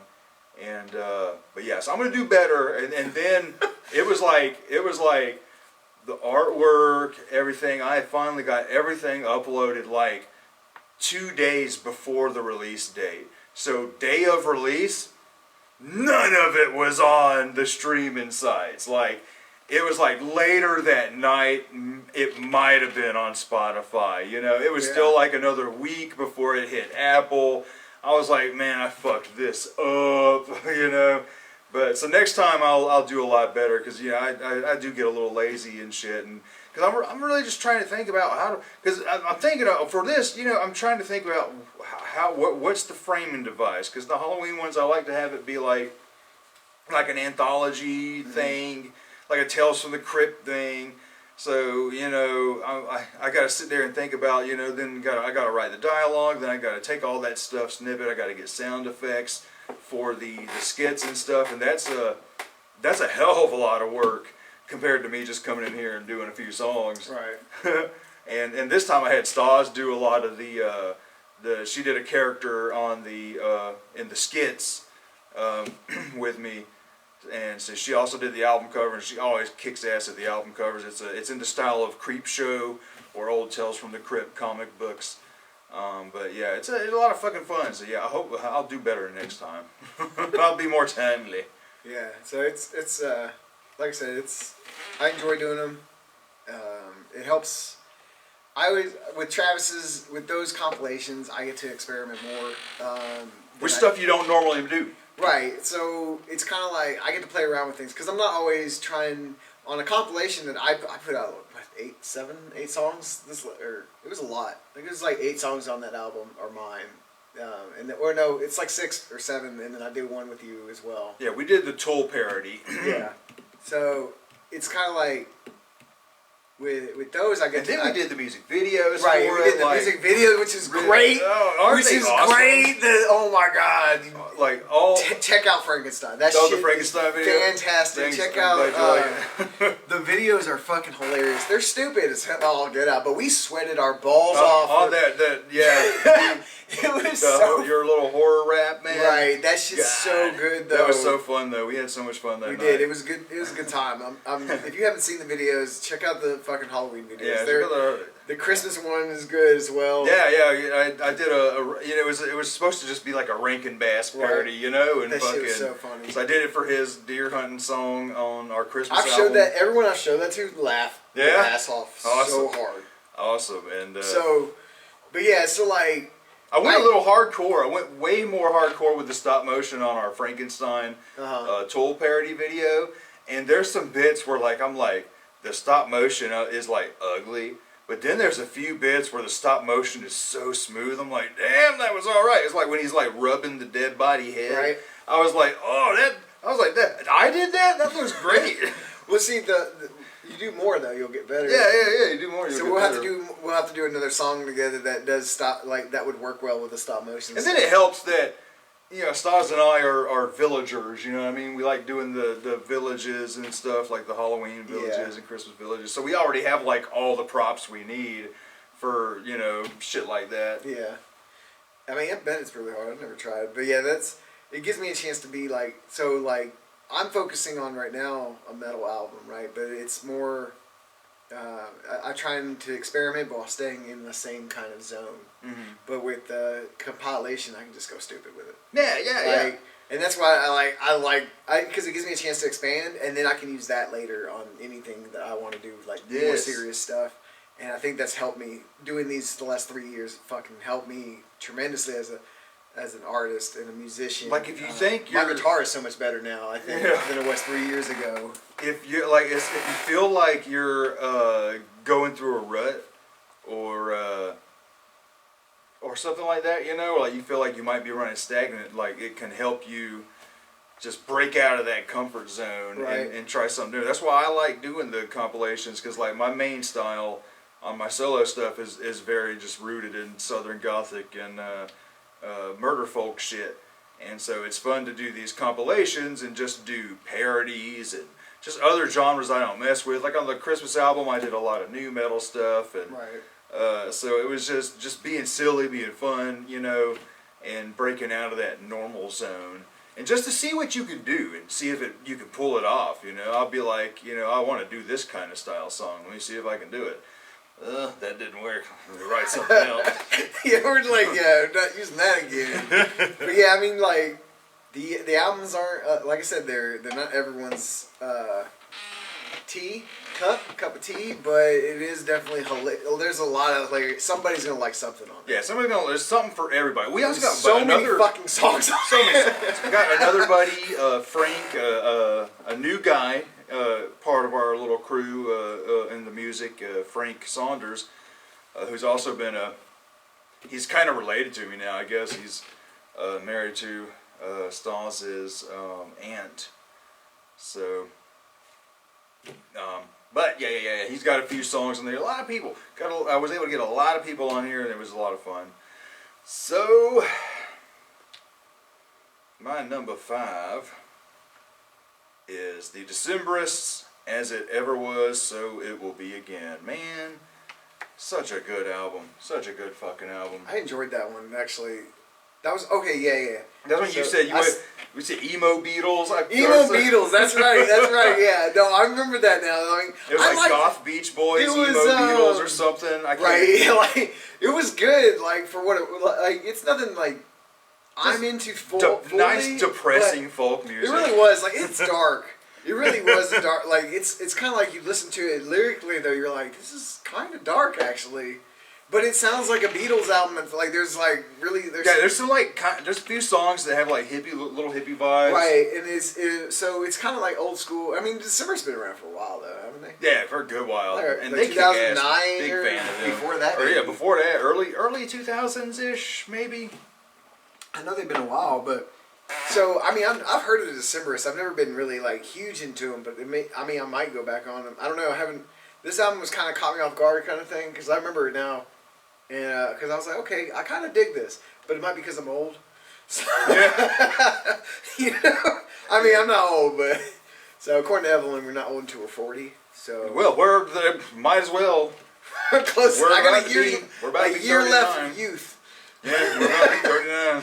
Yeah. But hell, when we were kids, you weren't old till you were 30. Right. Right, Yeah, so, I mean, so we're past that. 40's the new 30, motherfucker. That's Right. what it is. Yeah, that new December's album, I like it a whole lot more than the last one. The last one was really good, but they experimented with some things that I thought was a little odd. You know, the folktronica kind of thing on some songs, which was cool, but I like the more depressing and dark folk shit. You know, I like something I could sit here and just be like. I like happy sounding songs that tell me shitty things. Yeah. Right. I like happy sounding songs that just make you feel like shit. That's Amigo the Devil's pretty yeah. like, this is really nice. I want to kill myself at the same time. Exactly. A part of me really wants to get drunk and jump off a bridge, but Yeah. I love myself. I'm having so much fun listening to this right now. But I'm damn not it, ready to drive my I car don't into a want to brick take a wall. whole bottle of pills. Right? Like you listen to some depressing fucking stuff, but it always has an upbeat filter. Yeah, it's very, I call it depressing, mean-spirited, but hopeful and humorous. Yeah, that's just funny. But Spiteful. Yeah. It's all Pretty spiteful, too. Spiteful. But yeah, that December's, man, really hit the mark. I was like, man, yeah, they went more full on the folk, you know, and they're the Spanishy song, dun dun dun dun dun Right. dun dun dun dun dun dun dun dun dun. Kind of reminded me of, you know, I mean, you hear that beat all over Spanish music, but it reminded me of some Squirrel Nut Zippers kind of shit, like wump it up, wump it up, wump it up. Okay, like they're kind of In the afterlife, you know. the Zoo Riot stuff. Yeah. Zoo Riot, Riot. Cherry Papa Daddies. Old school. Zoot Riot. Throw out the bottle of beer. Man, Grapefruit diet. That shit was so Till fucking- my big booty disappears. That shit was so before its time, or past its time. No, it was before its time. Like that song came out though, and it was like ska, and it was during that ska time, right? Yeah, well, it was like Like with No Doubt and stuff. the big swing revival, man. Yeah, right. And It was a great mixture of like punky swing. I think they would have done so much ska. better nowadays. Like honestly, they need to come back. I hate that It's so. it far came and ago. went so quick. It really That whole did. scene came and went so quick, and it was just a scene. It was like the early '90s, but then like right toward the tail end of the '90s is when it started to really get popular. You started seeing it in Gap commercials and Right. shit, and Yeah, I think we need to bring back the ska era. Brian Setzer Orchestra did their thing, and was it Jump Jive and Wail and all that stuff. And all that Beach shit rock. was cool, man. Like- All that shit was cool as fuck to me. Right. But yeah, it came and went quick. It felt like. Like 2 years. Like in, even and like with Cherry Papa Daddies, like they weren't even a swing band. They were a punk band that did a few swing songs. And when the swing revival was hitting, and you had like Big Bad Voodoo Daddy and Squirrel Nut Zippers, fans, people were asking Cherry Papa Daddies, which album has the most swing songs? So they did that Zoot Suit Riot compilation with all of their swing songs just to say, here you fucking go. Right. So yeah, they I just find that shit funny. Like, man, I was like, where did ska go though too? Yeah, ska too. That was a very short period of time. Like it came and went pretty quick as well. I think it would do so well right now. Like it kind of is. I mean, Leftover Crack came back with a couple years ago with some good shit, and then there's that newer band, the Interrupters, that I haven't heard them. kick a lot of ass. They're what they're like the new No Doubt in a way. So, Early No Doubt. Okay. Yeah. Probably better. Let's go back to the Arguably probably better than No Doubt. I mean, Is it a female singer as well? yeah, Oh, okay. yeah, Cool. they're pretty rad. But yeah, my number 5, Decemberists. Cool. So, Tanya gave me a band called The Jutes. Not The Jutes, but just Jutes. Jutes. Right. The name sounds stupid as fuck. I love that Jutes. Right. It's so the band is Fun like. to say. All right. I don't want to veer you off of this. Right. So the band is like a mixture of that pop shit that you don't care for, like Sleep Token, but they have a more like some of their stuff, or a lot of their album, the entire album, like except for minus a few songs, has that Deftones shoegaziness to it, right? So the singer kind of does not like it's not the same, but that's the only thing I can kind of compare it to that's going on right now is Sleep Token. But it's not really Sleep Token at all. It's just kind of like they have that poppy singing kind ofness to it. He does some screaming, but there's a lot of guitar shoegaziness, like you would hear from Deftones. There's a lot of ambiance to it. There's a lot of expansion in the music and the sound. It will definitely, like, I can definitely see where there's some Deftones in it. Like, and it's almost all their songs are like that. Like, so you're never missing out if that's what you like, right? If you want that shoegazy kind of Deftones sound, you're gonna get it. It might not be exactly at that point in that song that you'll get it at first, and then kind of have to, like, I know the very first song on there was, it's kind of like Sleep Token and it's poppy a little bit with that metal-y sound, and then it goes into like this Deftones kind of heavy 8-string or 9s, whatever, how many strings they use, right? And it goes into, it's the same kind of feel that you hear when you hear a Deftones song, right? And he does this, like I said, there's some screams into it, so it's kind of like, I would say give it a try and see if you like it. Like I said, I think you'd like it more in parts than you would as a whole, but you might. But it's called Jutes, Jutes, and I liked it. I thought it was pretty cool, pretty sick fucking group, and you know it's in my area of what I like. So. Yeah, I was disappointed with Sleep Token. I'm glad they're popular though, because they're keeping just hard rock music in the mainstream. But yeah, it was like. I appreciate the experiment, but it's like they're just doing too much of what I don't like about modern pop music with the auto-tune, and it just sounded like Imagine Dragons with metal riffs every once in a while. The album, generic-y kind of metal riffs for me. Tanya liked this album more. Yeah. Sleep Token. The auto-tune just for the sake of auto-tune. Take Me to Eat. Did that come out last year? I think it was that Take Me to Eat. Not last year, but the year before. That newest Sleep Token. Yeah, that's when I bought it and just gave it to you. Yeah. Because I was like, this is not my thing. It's okay. It was. You can definitely tell that they're more popular within this album. Like you can always tell when a band blows up because their second album is always like something you'd hear on the radio all the time, or they're the new thing, right? Like so everyone's trying to do that same thing. And Sleep Token. I mean that's great. Great that Sleep Token did that. I know a few bands, back in like 2010, they did the same thing, right? They started the whole hip hop. I say like not new metal, right? We're talking about this new kind of the old trap metal kind of stuff, kind of styling, yeah, right. Where there's you're falling in reverse, the falling in reverse kind of stuff. Yeah, so like, well, I wouldn't even say that because Falling in Reverse was an emo band prior to what they do now. Oh, totally different band on their first two or three albums. Then they started adding the rap. And then they have the new rap. No, they've always done the rap stuff. Like, Ronnie's always been a rapper, right? He always he's rapped in a lot of his stuff, but their older stuff, So Falling in Reverse's like first 2 albums or 3 albums or whatever were very emo. Like Ronnie had the fucking big ass hair. So were they like closer to the crunk core shit? Yeah. So they were more like that. I think they had that poppy punk pop kind of thing going on, right? Sometimes, and then they do. So they were like 030. Attack. God damn. Yeah, they would go bands like Attack. Or was it 303? I can't remember. 303? Not like that. 303 was more joke band, I think. Yeah, they were pretty. I love 303 though. That band had that group has a little. It's just two dudes, I think. But I mean, What was it? The Helen Keller Do thing? the Helen Keller. And so, that shit was so stupid. Shush, girl, and shut your lips. Do the Helen Keller and talk with your hips. Yeah, I mean, I love So it. I love fucking 303. 303 was great. I mean, it was so fucking new though for its time, Yeah, right? the When first time it was like, what the fuck? when they dropped that song, man, I was in it. I loved it. I bought that album. I bought the second album, right? Never bought the third one because the third one streaming came out. But I've listened to. I don't think they have a fourth one, but if they do, I'm gonna go see. Because I'm a 303 fan. That shit fucking just it makes me laugh, right? And it's so good though, like beat wise and all the music in general with it. It's just fun. It's a fun fucking albums. It reminded me of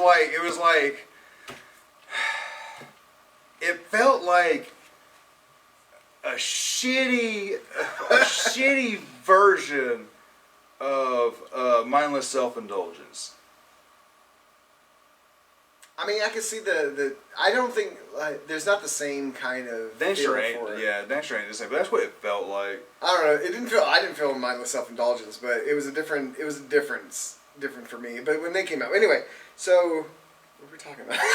Yeah, I think we're moving on to your next. Oh yeah, you were talking about Jute. Oh yeah, so Jute. So yeah, so the shoegaziness and everything. Like I said, I would say give it a listen. Oh yeah, because we talked about Sleep Token, by the way. Yeah. So. But yeah, it kind of falls in the same kind of genre, but I think that they're trying to do. I like how they're showing respect. Like I said, it's very like you definitely hear Deftones, right? Like that is a severe influence in a lot of their music. So the dude has a really nice voice. He can sing. The band can be heavy at times, and it can be kind of like Sleep Token is, where it's kind of popped up a little bit. But I think that it works for them, and I would say try it. Give it a few songs and see what happens. Yeah, I'm intrigued. I want to know what this sounds but like I said, it's like Sleep Token meets doing Deftones style, I guess would be the best way to say it. And it's not, like I said, it's not a full song. Some parts of it is just, not that Deftones-y sound, but then it kind of veers into it. And I was like, I kind of dig it because they're experimenting, they're trying new things, and like I said, the album is really, to me was really good. So that would be number 4. So my number 4 is Poppy Negative Spaces. All right, can we? Yeah, so you're number 4, or okay? Well, I'll talk about Poppy too because she's my number 2. Man, Negative Spaces is awesome as a motherfucker. It's so good. I love it when Poppy does metal shit, and I liked, Zig was really good. Zig was awesome, but it was pretty low on my list last year because I was like. It's just good alternative kind of pop music with like some industrialized shit like buried in there. Like it was an interesting non-metal album. Right. But that's the thing, you don't know what you're gonna fucking get with Poppy, and I'm glad that we got a pretty fucking brutal ass metal album. So good. Probably the heaviest shit she's done since the Eat EP, and that was like some of the heaviest shit she had done at the time. Because after the Eat EP, we got different styles of rock music with Flux Christmas and that Christmas album was right before or after. I disagree. Was it? The Christmas one was Christmas 2020, maybe. That's such a weird. She's cool, but I don't really. Zig was fine. Yeah. To me, but I didn't. It's not one I go back to, you know. No, because it's not what I want from Poppy. This was, right. It was damn fucking good. It was so good. Like Hard fucking good. There's some fucking heavy ass fucking songs on here though, and she's been getting huge in the metal world though. Like there's so many bands that use her now. Yeah, she's been a feature on a lot of stuff. She did so well. I mean, it's surprising. Like she kind of just blew up. She was like YouTube. And I guess she was big on there, but not really. Yeah, she was pretty big on YouTube, doing them weird videos. But she was also doing music too. But it was real poppy kind of music. Yeah, but it was like I Disagree really put her out there a little harder. Maybe even the one before that, Am I a Girl? That one got a little more attention. But the I Disagree, I think really just the barrage of styles that I Disagree fucked with really helped push her out there, because it was like she was still doing the platinum blonde cutesy shit, but with that wild fucking screaming stuff. Right. And so yeah, I'm glad she's like super fucking popular right now. Yeah, I mean, she's blowing up. She's doing, like I said, just a whole bunch of fucking bands she's been doing that. What is it? She was on that Knocked Loose track. Yep, the Knocked Loose track. She was on with the Van. What song? She was a song with Bad Elf. Omens. Yeah, Bad Omens. That song's fucking sick. I love that song. The VAN About Van. 2 years ago, she did a track with Health. Yeah. It was pretty decent. So she's been fucking. You know, she'd be really good. I think she'd be really good doing some that old school like '90s industrial metal stuff. Like for some reason, I can hear her on there. Like, she was good at that when she did Flux. That album is like a throwback to 90s girl rock, Riot Girl kind of shit. Or, Right. you know, a lot of Veruca Salt vibes and stuff, some Jack Off Jill vibes. I was like, you're fucking doing it, man. Right. Yeah. So I'm here for it. As long as she stays like within. To me, I like the metal stuff. So keep that shit coming. Yeah, I'm a bigger fan of the metal stuff, but I'm happy with whatever, because she's good at everything she does. Like, none of it sucks. You know. Some of it might not be for people. But Yeah, some of it I might not like as much as others. I mean, you know, I am not trying to turn Poppy Dot Computer on. You know, this is weird. Yeah, there's, you know, Am I a Girl? I'll jam every once in a while, but and Bubble Bath, maybe that Money song, I think, and Low Life. But yeah, some of that earlier stuff is a little too. I'm a 30-year-old man, 39-year-old man. Don't want people to see me listening to this. So for me, what's funny is like it's bands like that. It's like I want to listen to so much, but I can't because of my age. Like I don't listen to Lord's Your Acid. kids will be like, I can't listen to Lord's Acid near my kids at all. I mean, no. No. Which also, fucking chick. She was on something, right? Chick from fucking Butcher Babies that left. Mm-hmm. Carl, I think it's Carla Harvey. She's on Lord of Acid. Yeah, she's at Lord of Acids now. I'm like, oh yeah. I didn't even know they were still a thing until I See saw where it that. I was goes. like, they're still a thing? Their last album was a bit of a disappointment. But maybe they'll be better Pretty now and that Kink. they got a Butcher Baby on there. Yeah, I got a fucking Butcher Baby. So are they Let's just do gonna this. say Butcher Baby, or they're gonna add another single? I know, right? They're they're just sticking with Heidi. They're just sticking with Heidi. They're not gonna replace. I wonder Carla. what happened.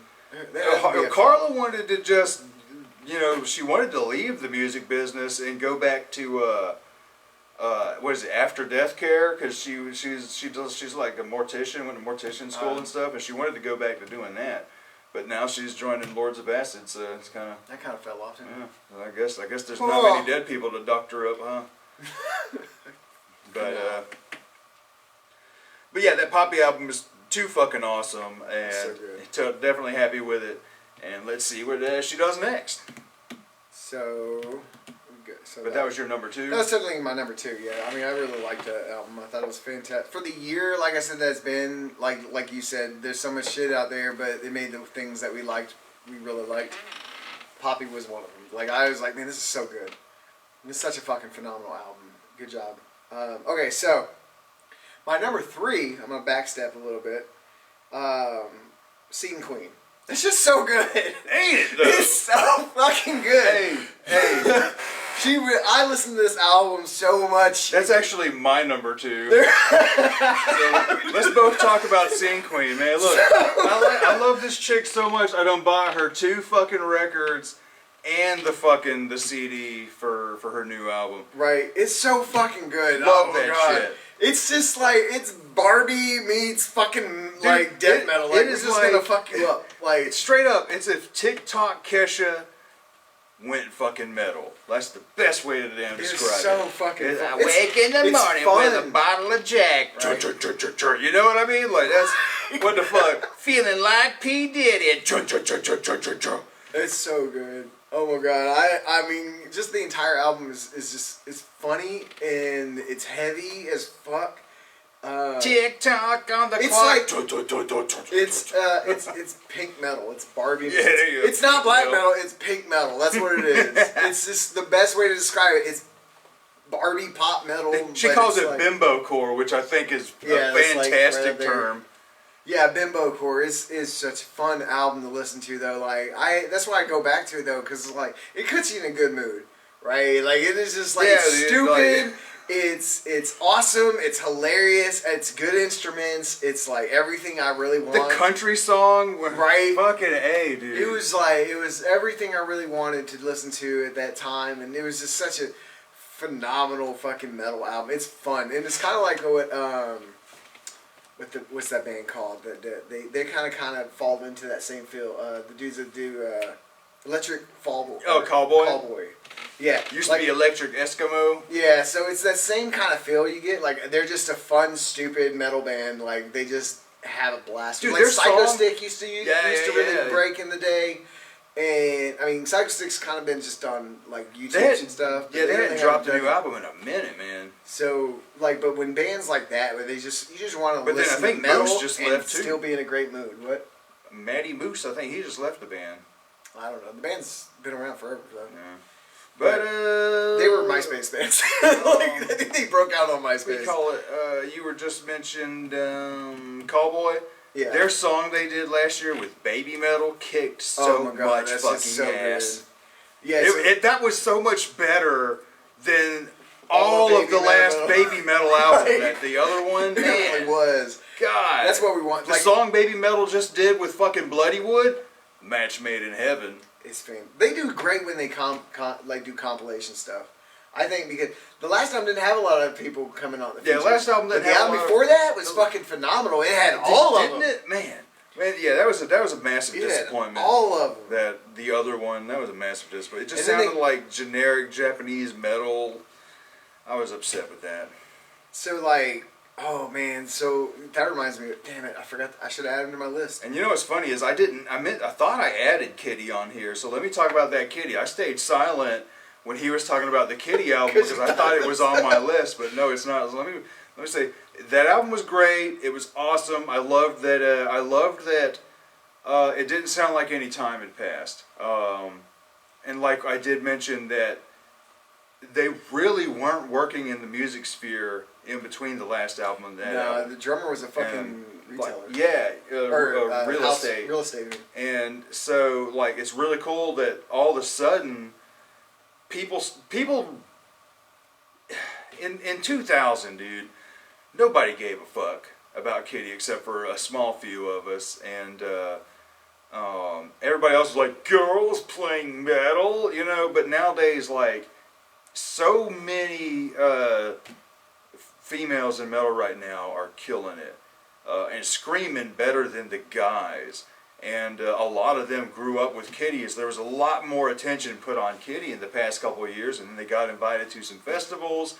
They went to the festivals and fucking killed it and said, fuck it, let's do some more. And I'm glad this happened, that they're getting their little comeback. I'm glad they're having their little second chance, because it's Right. like they deserve this from the beginning. You know, to me, that first album is better than a lot of the other bands who was dropping shit at the time. And so yeah, they definitely deserve it. And I like this album. It doesn't sound like a lot of time passed, but I do like, there's a few riffs that I call them nostalgia riffs, because they almost sound like these riffs were written when the first album was written. Like, it was like, Yeah, but they have veered away from that sound. Yeah, they so veered much. away, super away Around from the that fourth sound. album is where they're starting to get where they're at now. Yeah, Like, I think that's when it started. The first three were like night and day. Yeah, you had new metal, a little more doomy, and maybe a little more blacky. Right, and we do a retrospective did. a couple years ago. Mm-hmm. So it was like, you know, you can go back and watch that if you really want our Kitty Yeah. opinion. But, I have an opinion on lots of Kitty, but just so we both just talked about Kitty. We just so what was your next one? the next one. Oh, would be my number one. we talked about Scene Queen, because she was my Oh, number that's right. 2. Yeah. So she was my number 2. So I'm not gonna do Scene Queen. I'm gonna do my number 3, which is Neon Nightmare Faded Dream. It is a Typo Negative ripoff band, Okay. and Great We're all great. here for it, obviously. I'm definitely here for it. I'm glad that we're finally getting this with bands, and they pull it off. It's production wise, it sounds maybe a little bit better than October Noir, but both of them I like about the same. But this album hit, man. It fucking did its thing. Highly recommend it, and I like how both bands, October Noir and Neon Nightmare, and I say not a Typo Negative rip-off band, but I mean, everything's a rip-off of something, but it's the easiest thing to call them, But I like that they're even taking the style of word design on the album cover, where it'd be like Typo Negative, album title. Both October Noir and Neon Nightmare does that, so it's like Neon Nightmare, title of album, so it's cool to me. Right, you get a 1 hour outline, and then you get a little word, and then it's just a black screen. Corner for the band name, a corner for the album title, a corner for little squiggly lines. So the next I have is a number 1. So what is your number 1? My number 1 is Lepers. Yeah. Melodies of Atonement. This is one of my favorite bands now. Like everything they've released in the last 5 years. I gotta hear that one. Man, I'm telling you, I honestly would say that you would love their early stuff. It's all phenomenal. I haven't heard one bad album. Not one. Am I not disinterested in never listening to? I will go back to every one of them. Ever since I found out about them through the band Haken. Haken was great, but Lepers, the dude's vocals is phenomenal. Yeah, the new single that came out for this album, I thought was amazing. It was like they're in like an empty warehouse playing. Right. That shit blew me away. It's so good. They're fucking so musically it's the new style prog stuff, right? That's what the music it just sounds like prog metal dudes listen to a shitload of OK Computer. It's so fucking good though. Kid A. Yeah. Fucking Radiohead. And Amnesiac Radiohead. For me, it was this is, like I said, up there in one of my favorite bands now. Like the dude's, he is probably my favorite vocalist right now of the last 10 years. Like, I enjoy like I said, there isn't a bad album. There's a few songs maybe that I was just like, okay, it's cool. But every album I've listened to, I love. This new one was great. The last one was fantastic. The one before that was fantastic. The one before that was good. Was really good. Doesn't go there with fantastic, but the last 3, everything they've done, I'm just like, this is fucking great. Because it's out of the norm for me. Because you hear how they're writing it and how they transitioned into different sounds and different vocal stylings and stuff. 1 minute you got this dude who's singing high fucking soprano style vocals, and the next thing he's dropping down on a fucking death metal scream. They're all rounded, right? And there's beautifulness to it. There's just a perfect. They put reverb in the right places. They have just a focus on the entire sound, and it's only 10 songs on the album. It's not a long album, but you get every song, you get something just wow kind of thing. So it was my number 1. I knew it was gonna be. I knew I knew it was coming out, and I told myself, I was like, look, I don't see anything coming out that will. And even when I heard that first song, like you said, from the video, I was like, there is nothing. This is gonna be my number 1. I already knew it, because that's exactly what I was wanting to hear. And I was just like, this is fucking phenomenal. So, like I said, they were probably up there as one of my favorite bands right now. I gotta check that new one. My number 1 is Amigo the Devil, Yours Until the War Is Over. I'm actually surprised that's not on your list. I totally forgot that he released it last year. And I listened to the shit out of it too. And it's been a busy year. Yeah, it was an early release too. It's I know, that's probably why. Mid-February last year. Okay, that's also number 1. That shit was so good too. I can't believe I thought it came out in the end of. For some reason, my brain went to the end of 2023. For some reason. Close enough. I mean, right. It was right there. It was January. It was mid-February, late February, somewhere around there. So that's probably why. This was a long year. 2024 was a lot. So, for an adult, it was a lot of shit happening. And I have kids. I have other things focused on. So, I did listen the fuck out of that because me and you talked a lot about it, right? So I listened to the fuck out of it. We did a review, didn't we? That's probably why I didn't think about it because I was like, I was focused on one thing. Yeah, damn, I think we did do a review for that. We did because I came over and then we talked about we planned what we were talking about going to do the Halloween stuff for. Because I remember coming over for that. Yeah, we did talk about it right when it came out too. I'll be damned. Was it like February 14th or something? I thought it was around that. It was not the 14th, but it was around that time frame. 18th maybe. Yeah. Because it was right after your birthday, so yeah, it might have been around that time. Man, such a good album. It was so phenomenal. Oh my god, yeah. It was an album I was waiting on, I fucking forgot about it though. Oh man, that's how good that album is. I feel shitty for forgetting about it. Because he'll make you feel shitty. But he'll put it in a song. Oh my god, yes, that has the saddest fucking song on there. Especially being a dad, I guess I pushed it down.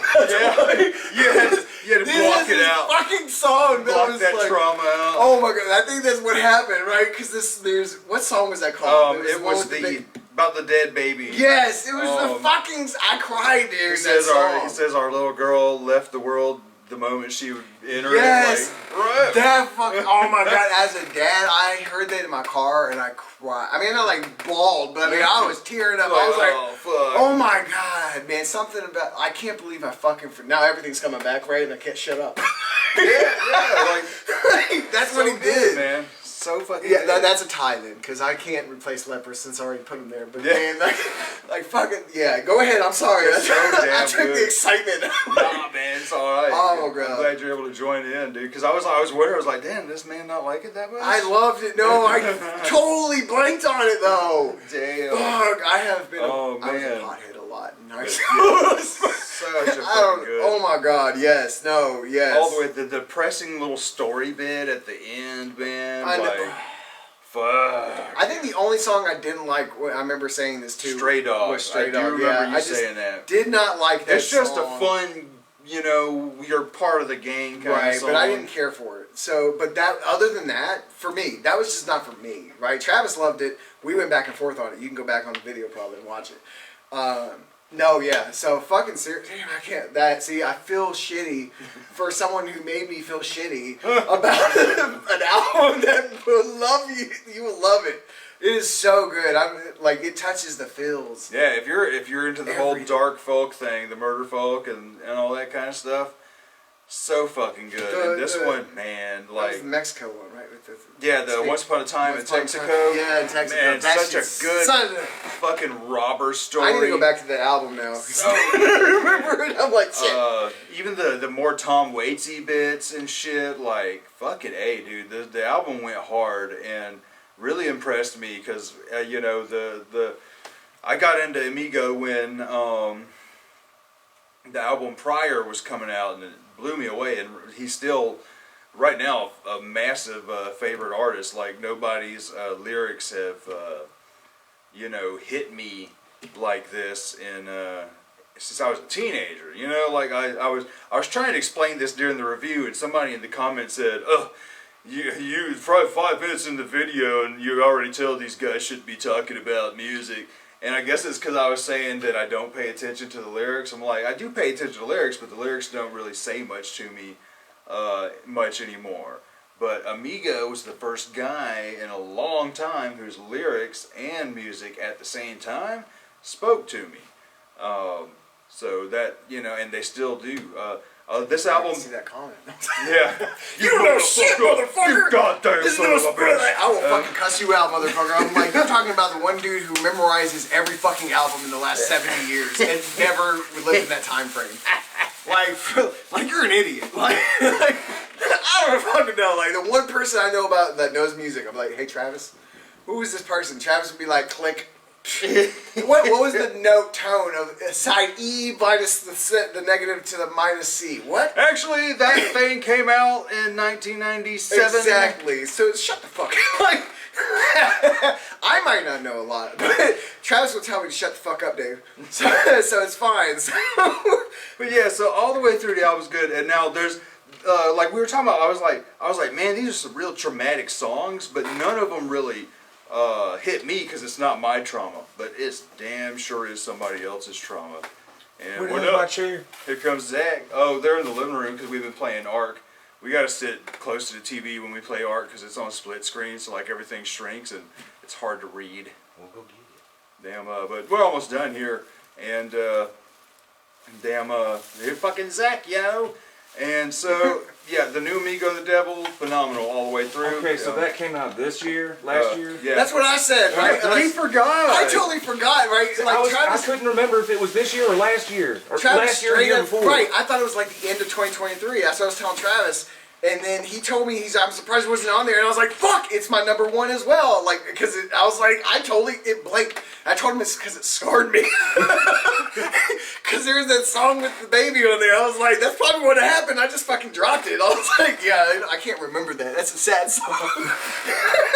Yeah, I mean, I've never lost a kid and hopefully never will. But fuck, that song, if you a parent, that song is going to touch. Ooh, no, not a stout. Yeah, I took those out because they're nasty. The coffee? Lava cake, chocolate lava cake stout, beer.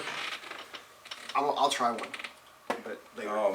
Damn, you stocked up. Yeah, But I yeah, bought so a big old pack today. that shit was fucking. I forgot I had the pumpkin beer.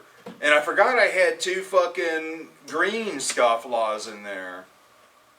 But yeah, so Amigo is this fucking phenomenal Awesome. album. All Oh the my way. god. Love it because I just love it. Fun banjo music, fun fucking, man. I'm telling you, can't And believe it is, like I said a minute ago on some other shit, it's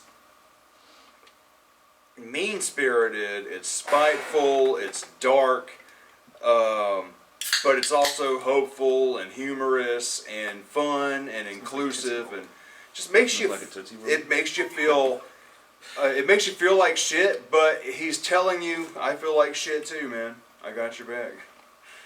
But I'm confused on this. that's my number one, and I'm sticking with it. There you go. We'll be back with the collection video. Thanks for joining us.